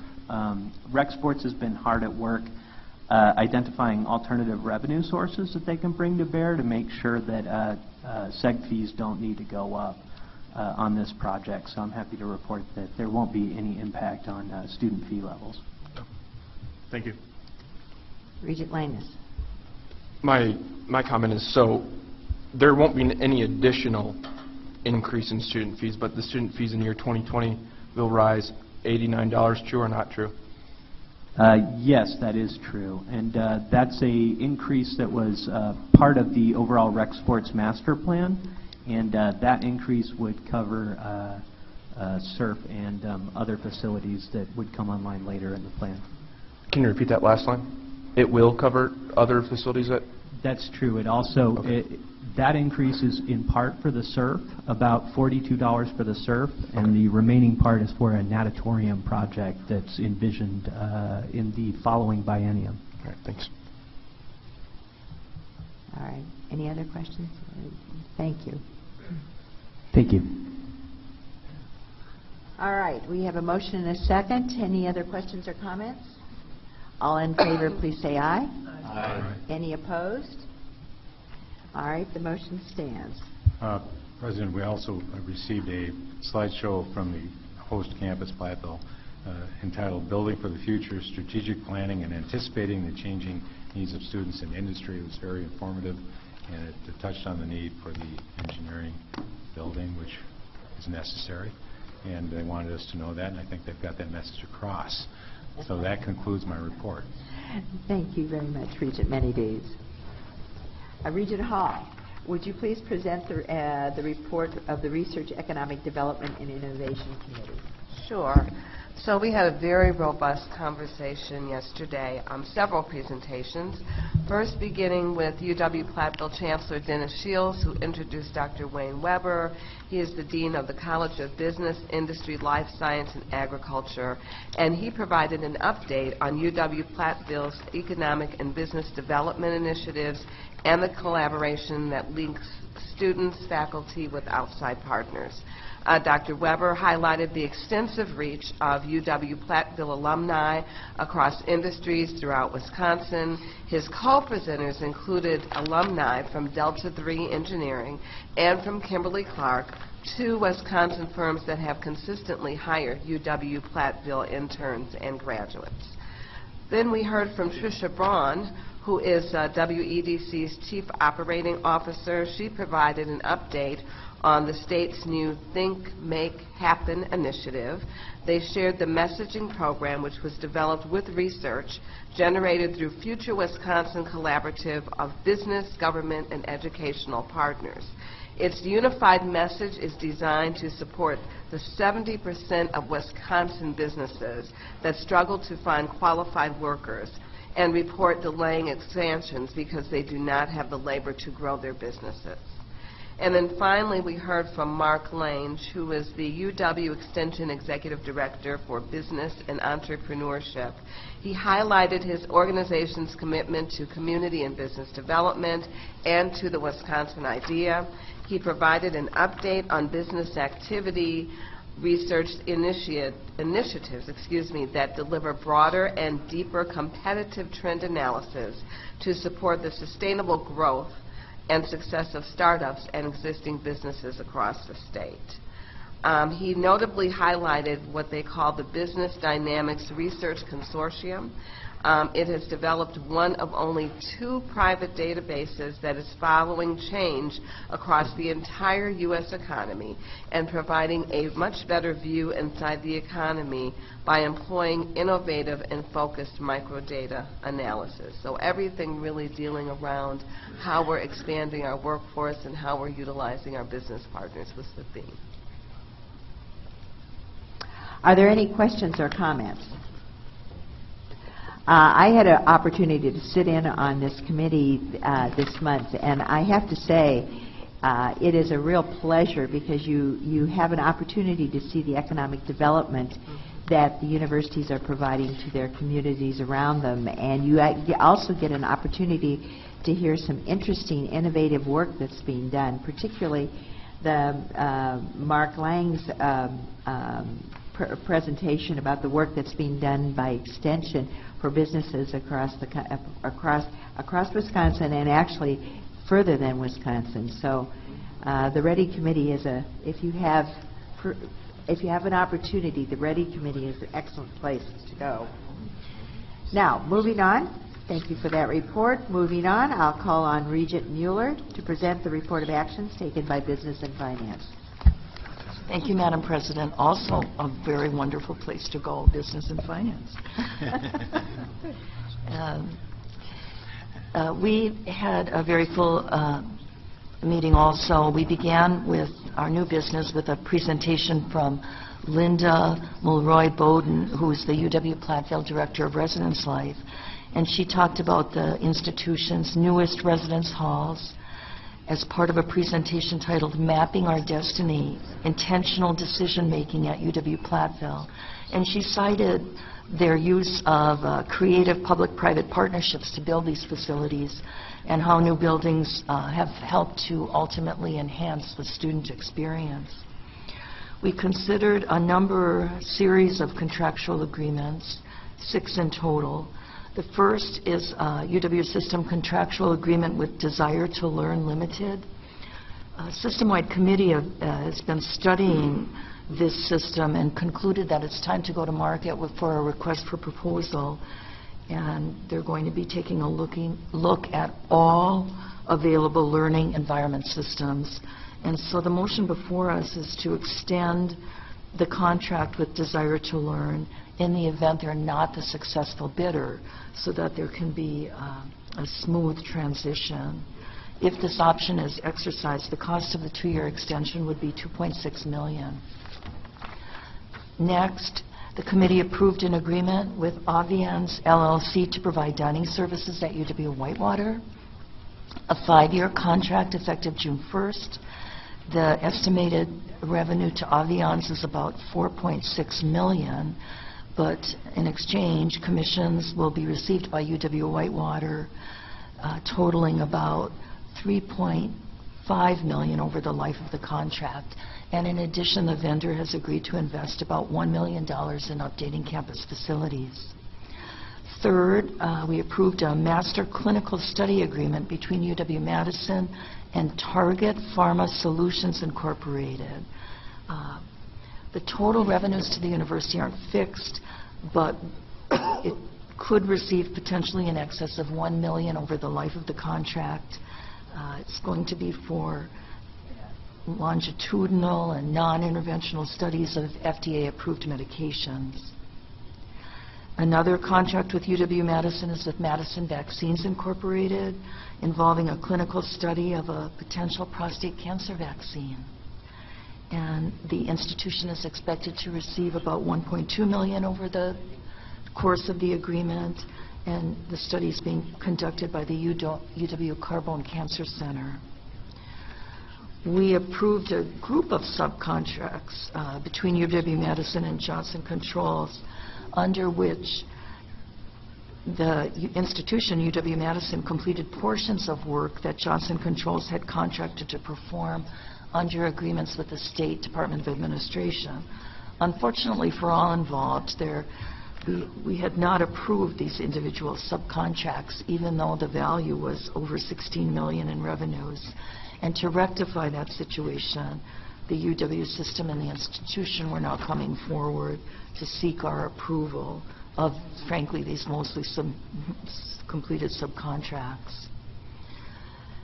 And then we heard from UW-Madison again and approved a new contractual agreement with Amazon Pickup Points, LLC. You may recall that we had approved this agreement already in August of 2016, but after consultation with faculty and staff and students, the parties involved decided that Celery Hall on the UW-Madison campus would better serve the campus community. And so under the new contract, the institution will receive a fixed amount of about $190,000, although after some questioning by my colleagues, there will be certain remodeling expenses that will be deducted from that contract amount. But we were told there's strong support for this amenity on campus. It should serve to reduce the volume of delivery vehicles and provide a convenient and safe pickup point for Amazon orders. I'd like to, if I may, divide the question in order, these contracts, in order to accommodate a recusal. So at this point, I would like to move adoption of Resolution 12D, that's UW System and Desire to Learn, 12E, UW Whitewater's agreement with Aviance, 12F, UW-Madison's contractual agreement with Target Pharma Solutions, 12G, the contractual agreement with Madison Vaccines, and 12I, the contractual agreement between UW-Madison and Amazon Pickup Points. Are there any questions regarding these contracts? Is there a second? Second. All in favor, please say aye. Aye. Are there any opposed? Thank you. Would you go on to 12H? Yes, thank you. This is the final resolution. Regent Stile had chosen to recuse himself from his vote, and so I am asking that this be moved separately. 12H, which is approval of the UW-Madison contractual agreements with Johnson Controls. Is there a second? Second. All right. Any questions or comments? All in favor, please say aye. Aye. Any opposed? Thank you. Thank you.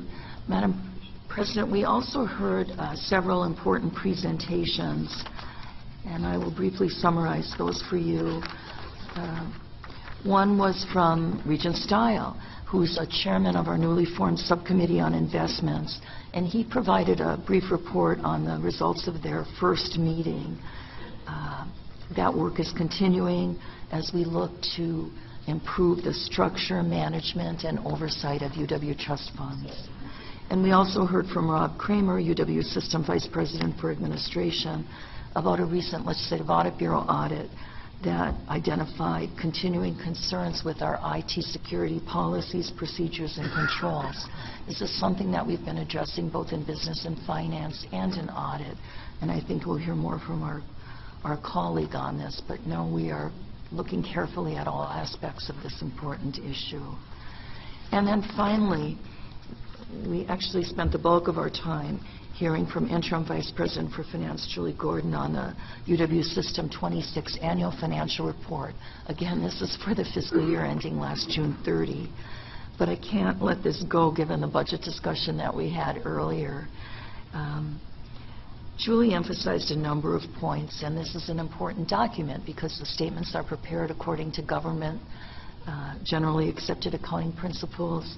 We were able to obtain an unmodified or clean opinion from the Audit Bureau indicating that the financial statements present in all material respects an accurate picture of the finances of our university. But to hearken back to that budget discussion, you know, financial reports, and it's this thick, are dense. And frankly, there have been many studies showing they're not particularly useful for all policymakers, even though they're so important to the bonding community and so many others. But I was struck with what Regent Klein said just a few moments ago about how we need to preserve and enhance our asset, our $6 billion asset, which is explained in all of these pages. And if of all of the counts to look at, there are two that I would call to your attention and that Julie Gordon did for us yesterday. One is a very simple line that is state appropriations, and it shows a reduction from fiscal year 15 to 16 of $95 million. And the other relatively simple line in this complex document is capital appropriations. Another reduction, we spent time talking about that today, a reduction from $158 million to $89 million, a reduction of $69 million. So it's difficult, I think, to preserve and enhance our asset when we see these reductions. Julie Gordon told us that some of the information on our net position decrease is the first time this has occurred since we've had a financial report using generally accepted accounting principles going back to at least 2002, if I'm correct. So, Madam President, that concludes my remarks, but I encourage my colleagues to look at the financial report. I just didn't sell it very well in terms of its complexity and denseness, but there are important indicators here, and the two that I highlighted especially so. Thank you. And it's something we've worked on for several years. It's part of that clarity and transparency that we've been working on. But before we leave Business and Finance, President Cross would like to make a comment on the annual financial report. Do you have it in front of you? I want to give you a 3-hour lecture on this, but I won't. So. That's another joke. That's another joke. Notice they're all laughing. There are some really important points that Regent Mueller brought out, but Julie did an excellent job yesterday of trying to pull those points out. I have been taught my whole life, and those of you that have served on boards and in corporate world, your balance sheet is a picture of your financial condition. Unfortunately, this doesn't very accurately do that. That's my concern. And I'll give you an example. And I'm going to point it out. As Regent Mueller said, our net position has dropped by roughly $110 million or so. That's probably the first time in the history, I know it's the first time since 2002, that the actual net position of the university system has dropped. Probably the first time in the existence of the system. And that's in part due to some of the things that Regent Mueller mentioned, a drop in state funding, a drop in capital investments, etc.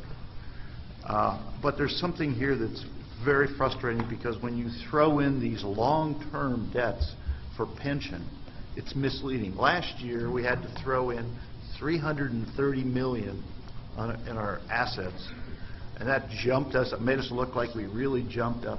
This year we had to deduct another $220 million on our pension, $550 million swing in 1 year, because they changed the actuarial tables and their investments didn't end up where they're supposed to be. So their variability is throwing all kinds of stuff in our financial statement that makes us look, what the heck is going on?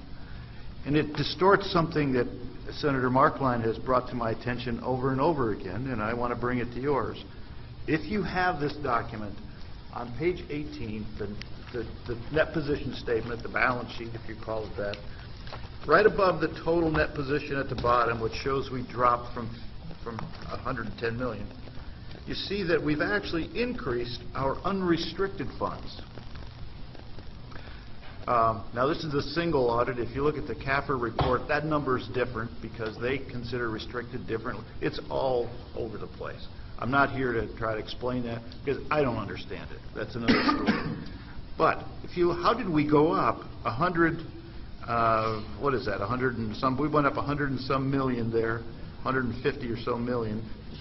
How does this happen? In our unrestricted funds, we got up 100 and some million. When we're actually down, the actual picture of that is that we're down 57 million. The reality is the numbers from that pension data is screwing that up, because up here, and I've never heard of this in my lifetime on the private sector, this is an accrual-based system, but still we have to show deferred outflows and deferred inflows. Goodness. So we're still waiting to make payments to the pension, the ETF system. And that shows up in our unrestricted category, and it shouldn't, in my mind.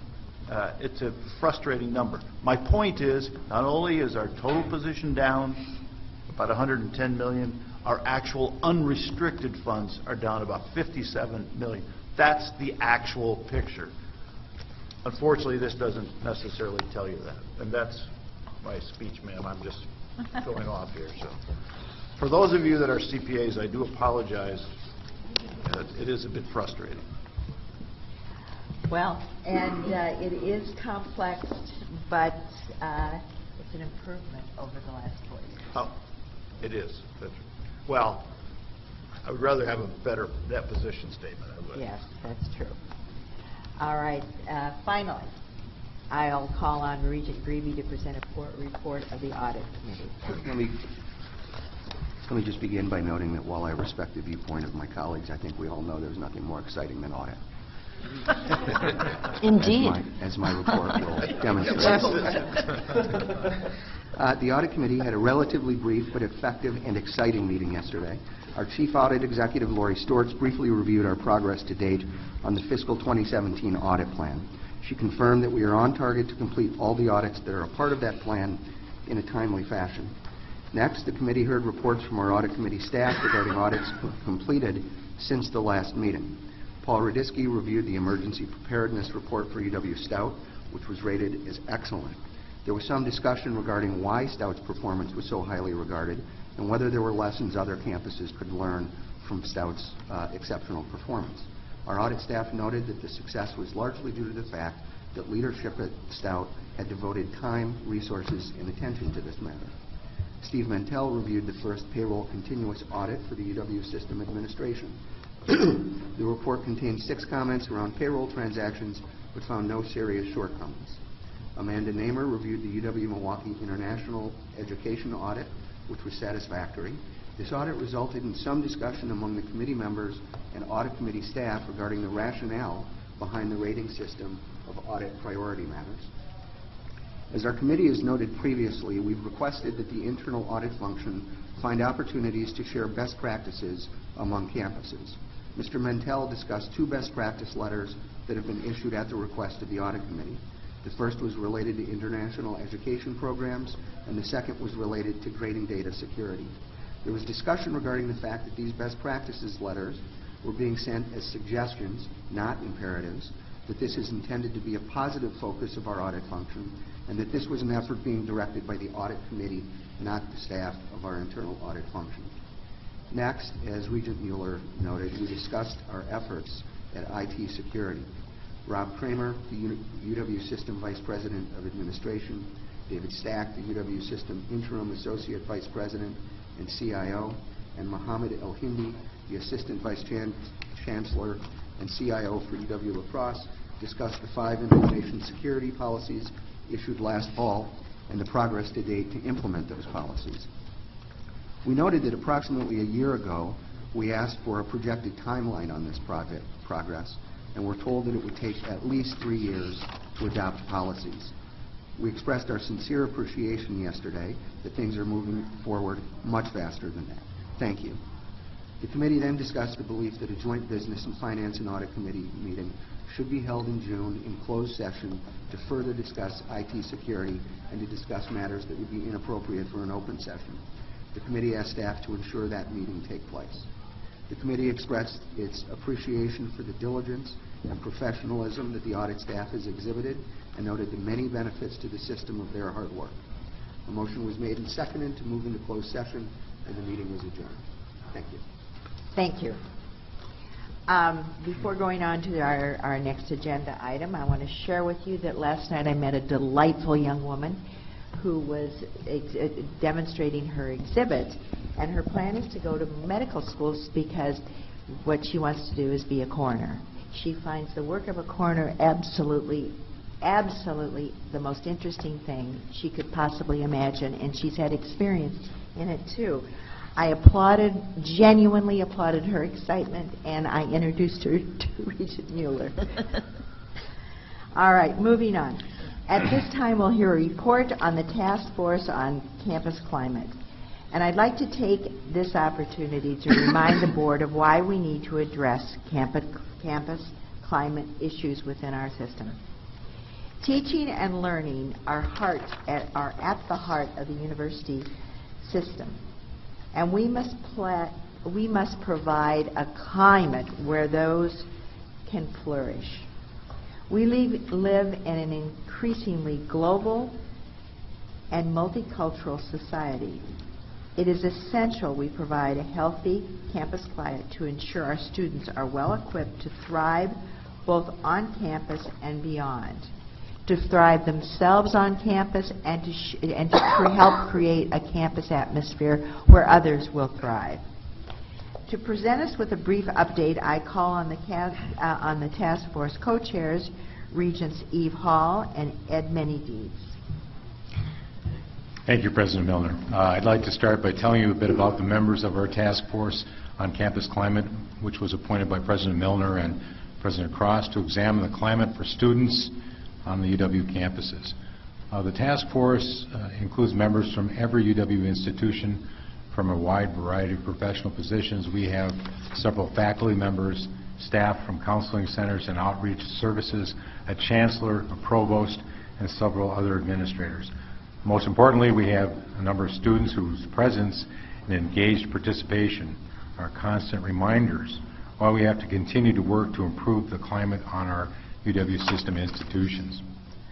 In some respects, co-chairing this task force has been an enlightening experience for me, as task force members have been forthcoming about the disheartening experiences they've had on campus. However, we've also been encouraged by the passion and commitment of task force members, and we recognize that our task force members are not alone. We believe that their commitment is shared by many within the UW system. We've met several times, and we've had very productive discussions regarding the importance of diversity, inclusion, and a climate that is supportive of all, and I want to emphasize all of our students and employees. We've met with a diversity and inclusion expert from UCLA, Dr. Mitchell Chang, for discussion about why it is important for universities to invest their resources in advancing diversity efforts, the challenges of campus diversity work, and the opportunities to do better.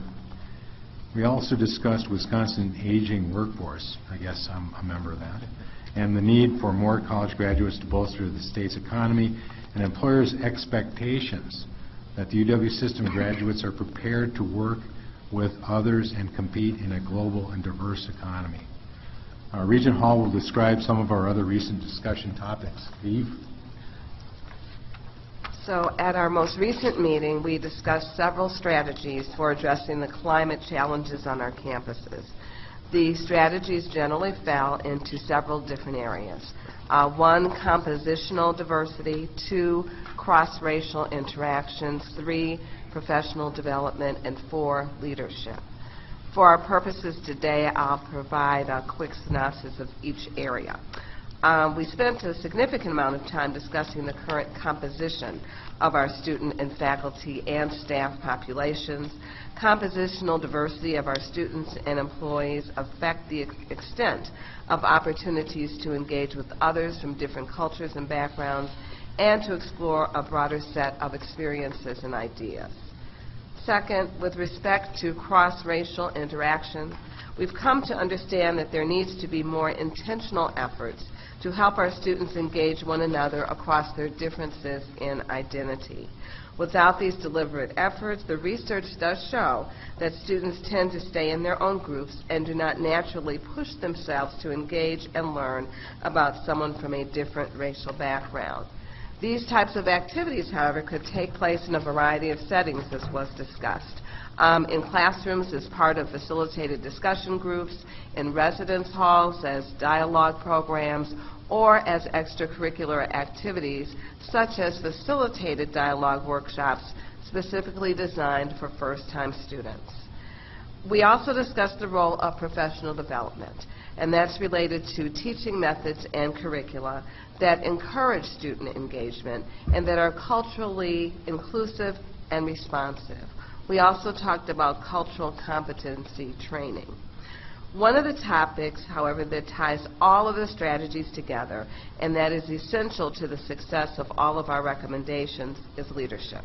Leadership in the classrooms, leadership in our schools, leadership in colleges, leadership in our academic and student services, and in our administrative operations, and at essentially every level in our system. Addressing and resolving our climate issues will require that all of us make it our priority to educate and help all of our students succeed. Our group will meet again at the end of this month so that we can continue our recommendations. We're anticipating a completed report in June, and Ed has agreed to come back in July to discuss our recommendations. As Ed mentioned, I think everyone was very forthright, very passionate, and firm about what needs to happen from all levels.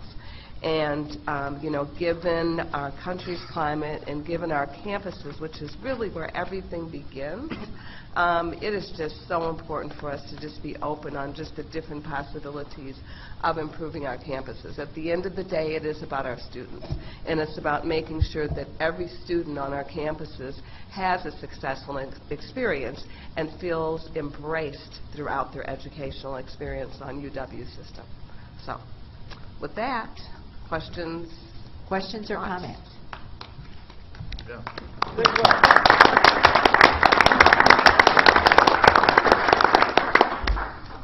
Good work, and thank you both for taking leadership in this. Are there any questions or comments at this time? All right, thank you. We look forward to the recommendation. Moving on. This month we have the great honor of presenting our 25th annual Regent Teaching Excellence Awards. The UW system's highest recognition for members of its faculty and academic staff, those who most closely touch our students and represent the heart of our mission. At this time, I'm going to call on Regent Margaret Farrell to lead us in those presentations. Regent Farrell chairs the Awards Selection Committee. Regent Farrell? Thank you, Regent President Milner. Good morning. Still is morning, isn't it? On behalf of the Board of Regents, it's my pleasure at this time to welcome our distinguished guests, the recipients of the 2017 Regent Teaching Excellence Awards. We also recommend any family, friends, or colleagues who are joining them today. The Regents Teaching Excellence Awards, which marks the 25th year that we have been giving these, or they've been given by our prior colleagues, I should say, recognize and honor some of UW System's most outstanding teachers, departments, and programs. It's a welcome reminder of what a treasure we have in our faculty and academic staff, those who bring that special dedication, creativity, and passion to their craft, and to whom we entrust the education and enlightenment of our citizens, helping students to achieve their fullest potential. We often hear that exceptional teachers have a certain something extra, in their teaching, but that they creatively inspire students not only to learn, but also to want to learn. In different ways, and as you're about to hear, I think of all our honorees today, it could be said to have that something extra. We're honoring 3 award recipients today, 2 professors and 1 academic program. This is a special award because it's the highest recognition bestowed by the UW system on members of its faculty and academic staff for outstanding career achievements in teaching. If you want to learn more about our award winners, I'd like to point out that the profiles of each of them have been placed in our folders. They're the pink sheets. I'd like to thank my fellow Regent committee members who will be helping present these awards this morning. Regent Mueller, Regent Evers, and Regent Lagnus. Every year deciding on the recipients is not an easy task, but it's also so inspiring to see up close the kind of outstanding talent that is found around our University of Wisconsin system. This year's winners are impressive examples of the powerful impact that such excellent teaching and teachers can have on our student lives. We look forward to hearing from each of them in a few moments, and Regent Mueller, I'll get it right, yet it's a long morning, will present our first award. Regent Mueller.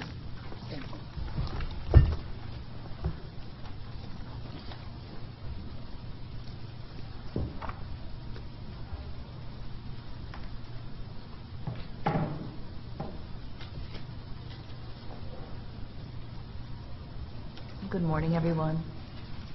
I am honored to present our first Regents Teaching Excellence Award to Dr. Richard Hauer, a professor in the College of Natural Resources at UW-Stevens Point.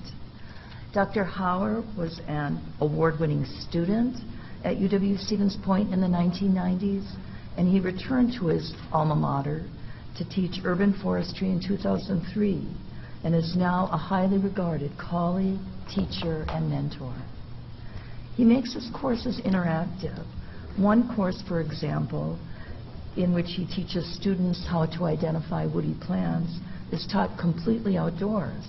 Of course, that's not surprising, but when we reviewed this, we certainly acknowledged that given the state's unpredictable weather, his commitment has to be very strong at times. And he also incorporates technology in his courses. He has pioneered a tool that calculates the economics behind emerald ash borer management. And if you live in an area where ash trees have been cut or are being cut down in great numbers, you know how important and timely this topic is. Under Rich's guidance, what started as a research question by one of his undergraduate students developed into interactive training opportunities for students in urban forest management.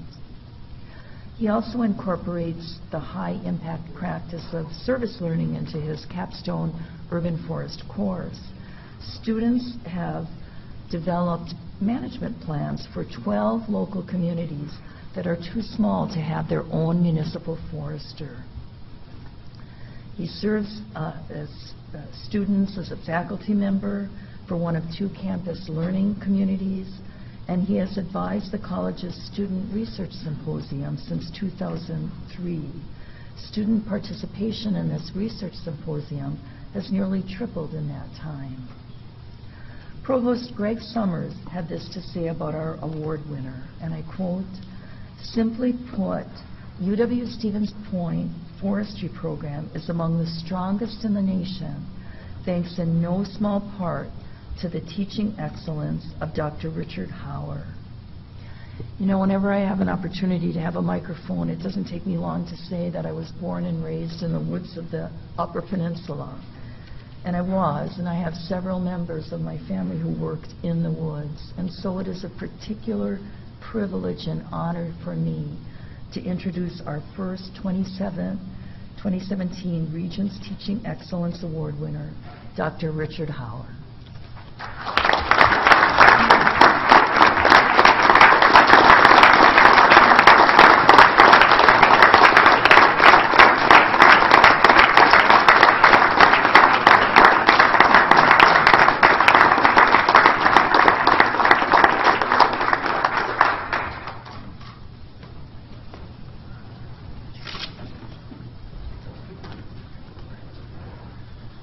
Well, thank you very much. It's very much an honor to actually be up here today.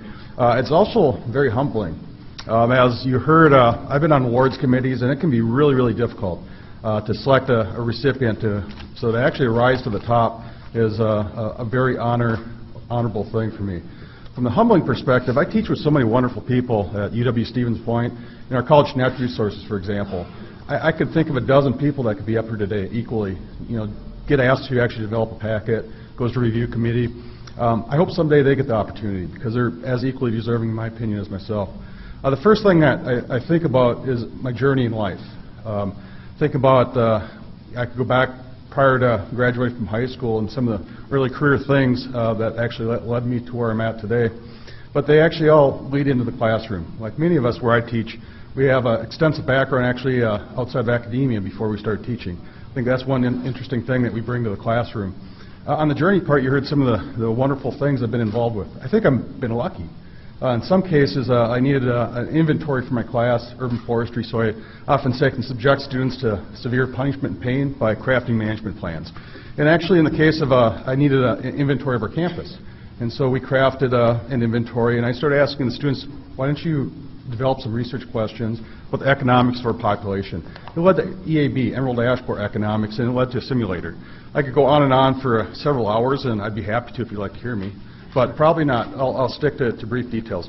But in that simulator, communities across Wisconsin helped to make decisions on how best to manage this pest. It costs you money, but the simulator actually that my undergrad students that I worked with actually helped craft that my students now get to use for decision-making purposes. What's really neat in life is I now have students, they give you birth announcements, they invite you to weddings, but they also have become educators themselves. PhDs, they invite you on their research teams. That in itself is just an honor that you made an impact, that they invite you to be part of their life. The last thing I'd like to say is supporting actors. Where I'm at today, I would not be here if I didn't have great faculty, great staff at my institution, UW system. For example, in my front office, I could think of our support staff, Sharon Rickert. She always solves problems we have. Our dean, Christine Thomas, I always say she prevents her problems. And then all my faculty I work with, we collaborate in interactive ways. The students I work with, the buildings and grounds folks, my outdoor classroom. If it wasn't for my friend Chris Burnley asking me, hey, what kind of plant materials could you use for your class? Okay, so working with Chris, it's phenomenal. Allows our students to actually get out and plant trees, to prune trees, et cetera, so they get the experience before they hit the workforce. I could go on and on about all the supporting actors, but they're crucial to where I'm at actually today. And the last thing, I'd certainly have to thank my wife. I'd love for her to be here today. Unfortunately, we got a small farm, and animals get cranky if they don't get fed in the morning. So she took one for the team and fed the sheep this morning, along with my children, for putting up with me, I guess, in all our excursions. When we go on trips, it's like, can I just see one more thing? It's usually tree-related. I'm like, oh, come on, Dad, another tree. Don't you have enough pictures? But anyways, I thank you. I'm honored, and I'm very humbled to be up here today. Thank you.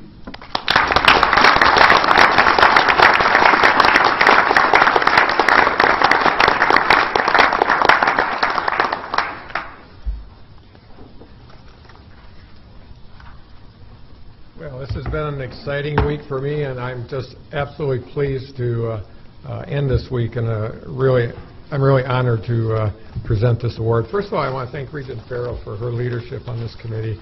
Things go well. It's tough work, but her leadership is really valued. So it's my privilege to present the second Regents Teaching Excellence Award to Dr. Cassandra Phillips, who is a professor in the Department of English at UW-Waukesha.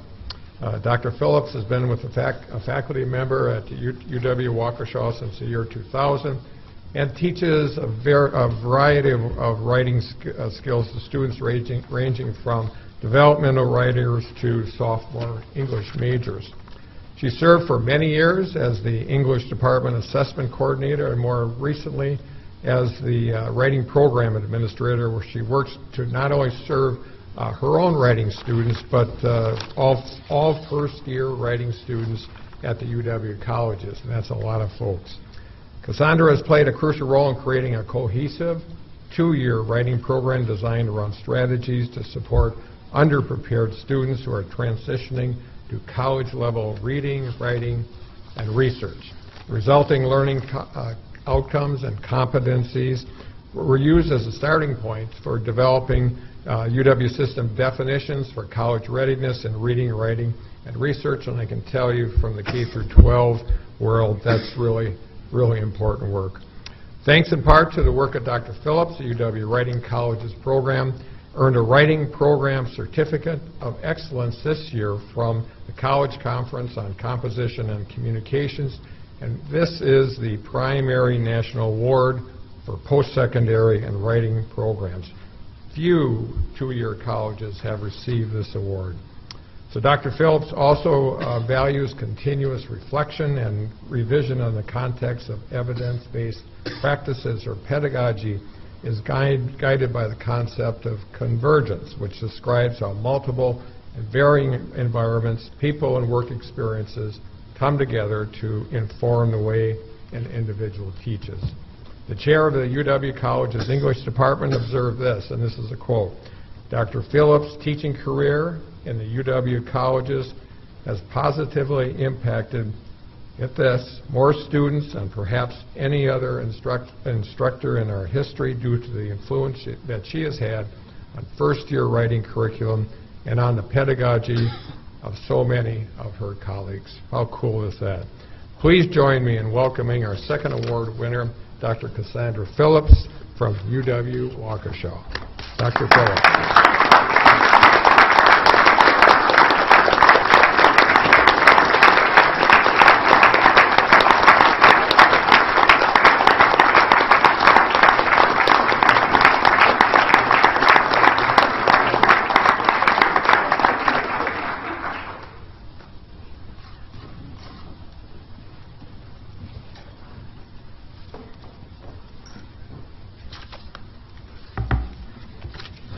Wow, this was really nice. Thank you very much, Regents and the selection committee. I echo that it's very humbling to stand up here.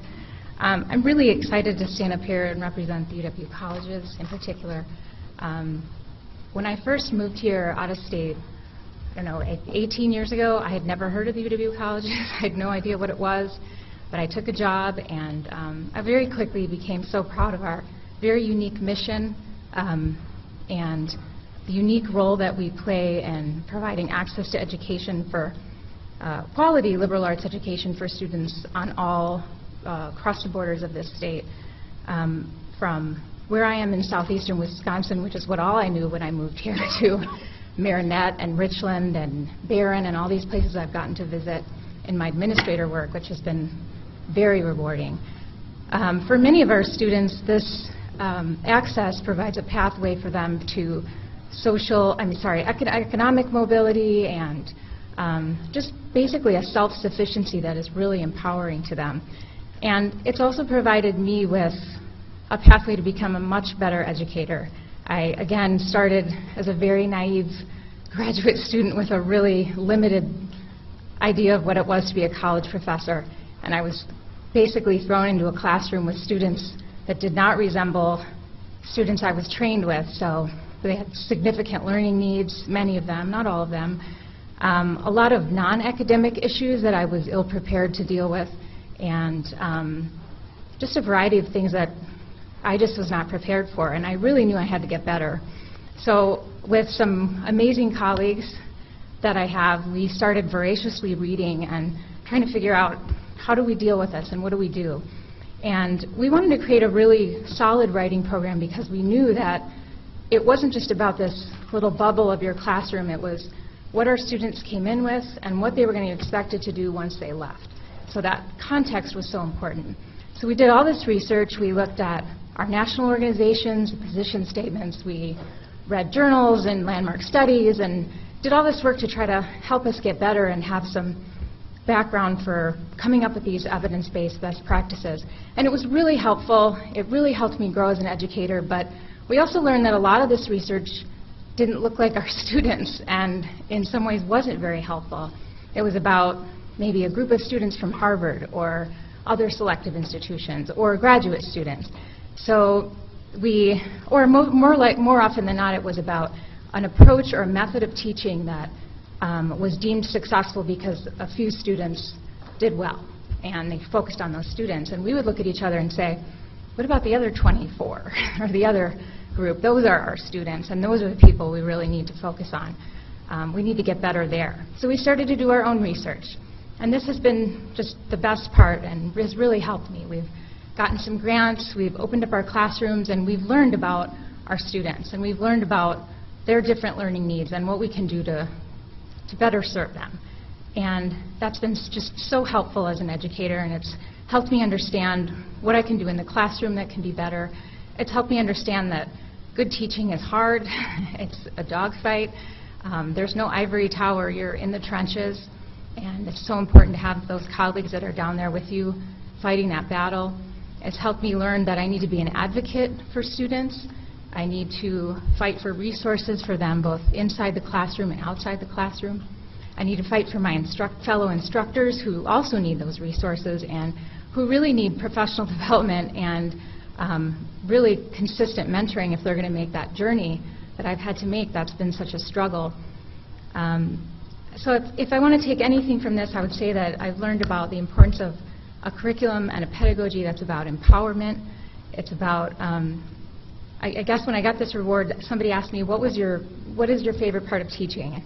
Hands down, it's when a student realizes literacy is empowering. And that sounds super cheesy, but so many of our students have such severe anxieties and insecurities about their writing. They've been told they're not good writers, or they've inferred it some way. And if I can show them that my job as an instructor is not to pick out what's wrong and point out bad things, but it really is to help them self-assess and learn to develop a piece of writing for a particular audience and a particular purpose, then I know I will give them some kind of set of transferable skills that will really help empower them, not just in my classroom, not just in college, but in their lives outside of college.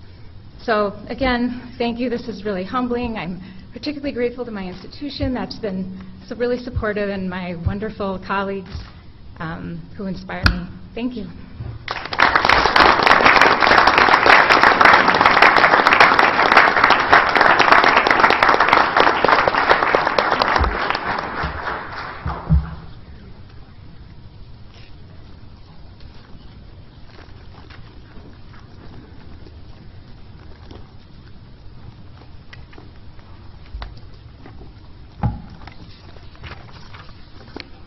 Well, good morning. I'm honored to present our third award, which recognizes the outstanding teaching of a department or program. This year, that honor goes to the Department of Animal and Food Science at UW-River Falls, represented here today by Department Chair Dr. Gary Onet. Animal Science is the largest undergraduate program at UW-River Falls. It covers all aspects of farm animal production, including feeding, breeding, health, and management, as well as the processing of food and fiber products derived from animals. Dairy Science has one of the highest freshman retention rates of any individual program at the university. The Department of Animal and Food Science recently undertook an intense curriculum review to meet the changing demographics of its students, in particular, the increasing percentage of students from non-farm backgrounds. As a part of the review process, the department held face-to-face listening sessions in which faculty engaged with business owners, state and agricultural officials, graduates, and others. Using the results, the department is exposing students to meaningful laboratory experiences with animals earlier in their academic careers and increasing student exposure to career opportunities within animal industries. The department is committed to recruiting new students, such as at the county fairs, facilities tours, and to inform students about the many rewarding opportunities in animal science agriculture. The department mentors new faculty members as they refine their teaching philosophies and practices. Faculty and staff have received numerous teaching awards and recognitions. 9 faculty members in the department have earned the UW-River Falls Distinguished Teacher Award. A graduate of the program, now a veterinarian in the town of Lodi, Wisconsin, said, When I meet young men and women interested in agriculture, I make sure to give them a friendly nudge towards an education at UW-River Falls. The Animal and Food Science Department is diverse across many areas of agriculture. The quality of instruction is exceptional, yet the college and program is intimate enough to give each student individual attention. I actually had the pleasure of visiting UW-River Falls last week and the Animal and Food Science program and department. My favorite thing about my entire visit was the passion that was expressed by members of the department. And as we know in life, passion is really hard to fabricate. And I just would like to mention the passion there is very real. And this is a very important program in the state.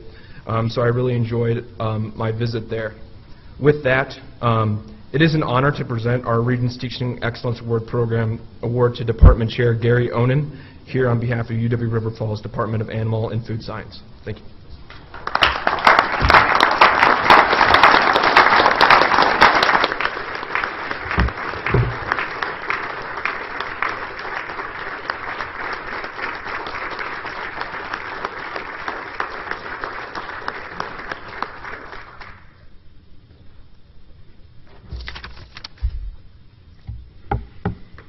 Good morning. Thank you, Regent Langness. I'd like to thank the entire board and the Teaching Excellence Award Committee for choosing our program. Before I go on to some of the thoughts I had in my mind, I just have to refer and hearken back to a comment that Dr. Howard just made. So I too have been a sheep farmer. And I, too, have gone to all kinds of events, and my wife had to take care of the livestock, and this is precisely why I am no longer a sheep farmer. Eventually it catches up to you. But in our program, we're 100% dedicated to teaching, and we try to strike a balance between offering our students those kinds of hands-on, skill-based, that kind of hands-on, skill-based learning and management practice learning, and then balancing that with the basic and applied sciences that underpin those skills. And I think that serves them well in the industries that they're going to go into. And so, because of that, we've developed a lot of coursework that focuses on some of those practical skills, things like Dr. Stephen Kelm's dairy management class, where the students act as actual consultants for dairy herds in the area, or Dr. Justin Luther's bovine reproductive techniques class, and I won't go into the details of that. And Dr. Casey Bass's comparable course for horses. And then probably our most notable and most recognized class like that that's been around for a long, long time is our colts and training class, and taught by Mr. Nathan O'Connor. And in 3 weeks we'll be auctioning off 50 two-year-old horses that will go into the sale arena and will do complicated reining maneuvers. And 3 months ago, those horses were barely halter broke. And so our students are accomplishing that in that course of 1 semester working with those animals. And so I could go on with lots of other examples like that. And then it's not just the classroom, though. It goes far beyond that. And so it's providing students with those out-of-classroom experiences that are so important in the entire learning process. And so those are things like student competitive teams. And we have a number of those. Dairy judging, meat animal evaluation, Intercollegiate Horse Show Association, and I could go on and on.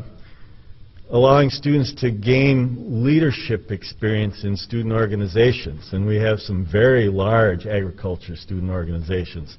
One of the largest dairy clubs in the nation, one of the largest block and bridle clubs in the nation, and very active. And it's things like work experiences at our laboratory farms. And so we employ dozens and dozens of students working with livestock every day. It's internship experiences out in the industry and the connections we have with those people. And it's undergraduate research and faculty members who devote countless hours to that sort of activity. And then it's international experiences. We've recently developed half a dozen or so international experiences that focus particularly on agriculture, students and agricultural experience when they go abroad. And Doug Wilson, CEO of Cooperative Resources International in Shawano, spoke on campus a week ago, and he emphasized the importance of international trade to agriculture and the very high percentage of all their sales that are international, and how their people have to be able to do that, and they're looking for people who can do that, and so it's becoming increasingly important. And so all this doesn't just happen, though. It's the people in the department, it's the faculty members and other support staff that make this happen. And it's their absolute dedication to their calling of being teachers and mentors of young people. And so it's one thing to spend the time in the classroom and the preparation for the teaching and the grading and reading the papers and all those things. But then essentially all of my faculty are spending their evenings, their weekends, winter break, spring break, and most of the summer advising student organizations, working on research projects, leading international study abroad groups, coaching student competitive teams. And it just takes a tremendous amount of time and dedication. It becomes their life. We often talk about work-life balance. Pretty much we don't have any, okay, because of all these activities that we have going on. But we love it. Everybody is really dedicated to that, and they know the importance of that. And it's not just the faculty, it's support staff. It's the dairy herd manager and the beef herd manager and the horse herd manager that work with and mentor students and show them how to manage animals and let them make some mistakes and create those indelible experiences so that when they leave, they have the ability to make good decisions and solve problems and things that they need to be able to do in their jobs. And so I really, really appreciate the strong dedication and vision and insight that my faculty members have shown, particularly as we've worked on this curriculum restructure process that Regent Langness mentioned. And so I have a little bit of trepidation about that, though. I've been involved in a significant role in hiring dozens of faculty members in the last 16 years, and I think that one of the things that struck me most about that is the ever-decreasing size of the pool of applicants as we go along. And where we used to get 12.5 or 24 applicants, we're down to 6 now in many cases. And so I worry about being able to find those really good people. So far we've been very lucky. Some of the most recent people we've hired out of very small pools are excellent. They're very excellent. But there's a trend there that worries me. In the agricultural industries, there's somewhere between 1.5 and 2 open positions for every qualified applicant to fill those positions. And those industries have the resources and they have the motivation to compensate their people very handsomely. And so we have a lot of competition there that we need to deal with. We have some other things to offer that perhaps industry doesn't, but it gets harder and harder, I think, to make that point sometimes. So anyway, I don't want to end on a downer note necessarily, but I do thank you ever so much for this award, and my department thanks you, and for the recognition for all those hours that they spend working with students and dedicating their lives to helping these students. Thank you again.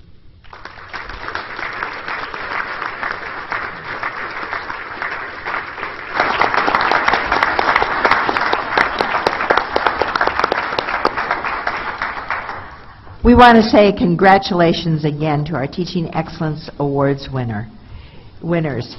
You inspire us with your innovative approaches and your passion and your dedication to serving students.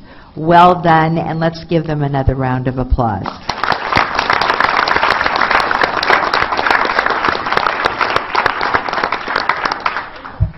And I would also ask the award winners to please come up after the meeting once again, because we'd like to take a photograph with everyone all together. So if you just indulge us in a few more minutes. Thank you.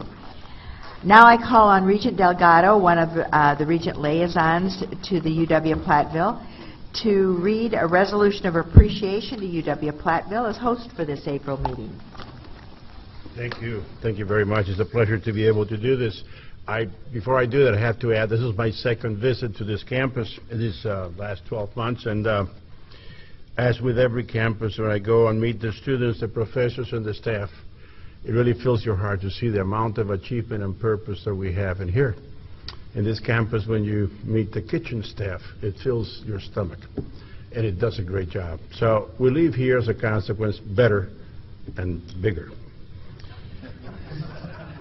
So the resolution says, whereas the members of the Board of Regents are pleased to recognize the University of Wisconsin-Platteville as the official host campus for the board's April 2017 meeting, and whereas the board thanks Chancellor Dennis Shields and the entire Pioneer community for their gracious hospitality, whereas the board appreciates hearing Chancellor Shields' presentation about how comprehensive universities, including UW-Platteville, are stewards of place in their communities and beyond, and we are admired and in awe as his equanimity in facing the glitches, the technical glitches that came his way. Whereas the Education Committee thanks Provost Liz Throop for the presentation, Pioneers in the Field, UW-Platteville as a leader in experiential learning, whereas the members of the Research, Economic Development, and Innovation, or REDI, Committee heard an informative presentation led by Dr. Wayne Weber, Dean of the College of Business, Industry, Life Science, and Agriculture, about how UW-Platteville is partnering with industry to shape the 21st century workforce, and whereas Business and Finance Committee members heard from Director of Residence Life, Linda Mulrooney-Bowden, learning about UW-Platteville's two newest residence halls, the financing model that built them, and the benefits that bring to students. And whereas the members of the Capital Planning and Budget Committee learn about how UW-Platteville is building for the future, including strategic planning anticipating the changing needs of students and industry. And one more whereas. Whereas the board was delighted to hear from Dr. Thomas Solper, an assistant professor of mechanical engineering, featured in this month's faculty spotlight, be it therefore resolved that the Board of Regents hereby commends UW-Platteville its informative presentation, forward-thinking spirit, and many continued contributions to the UW system and to the state of Wisconsin.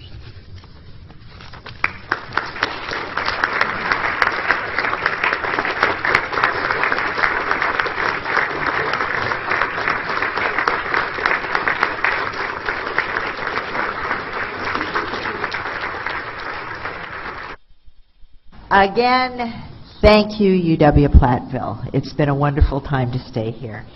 And once again, thank you for these. These actually, colleagues, these are gifts to us, so don't forget to take them. Yes, they are. Isn't that that's a lovely gift? Thank you very much. And if there are no additional communications, petitions, or memorials from the Regents, we'll be adjourned. Are there any? We are adjourned. Thank you very much for your time.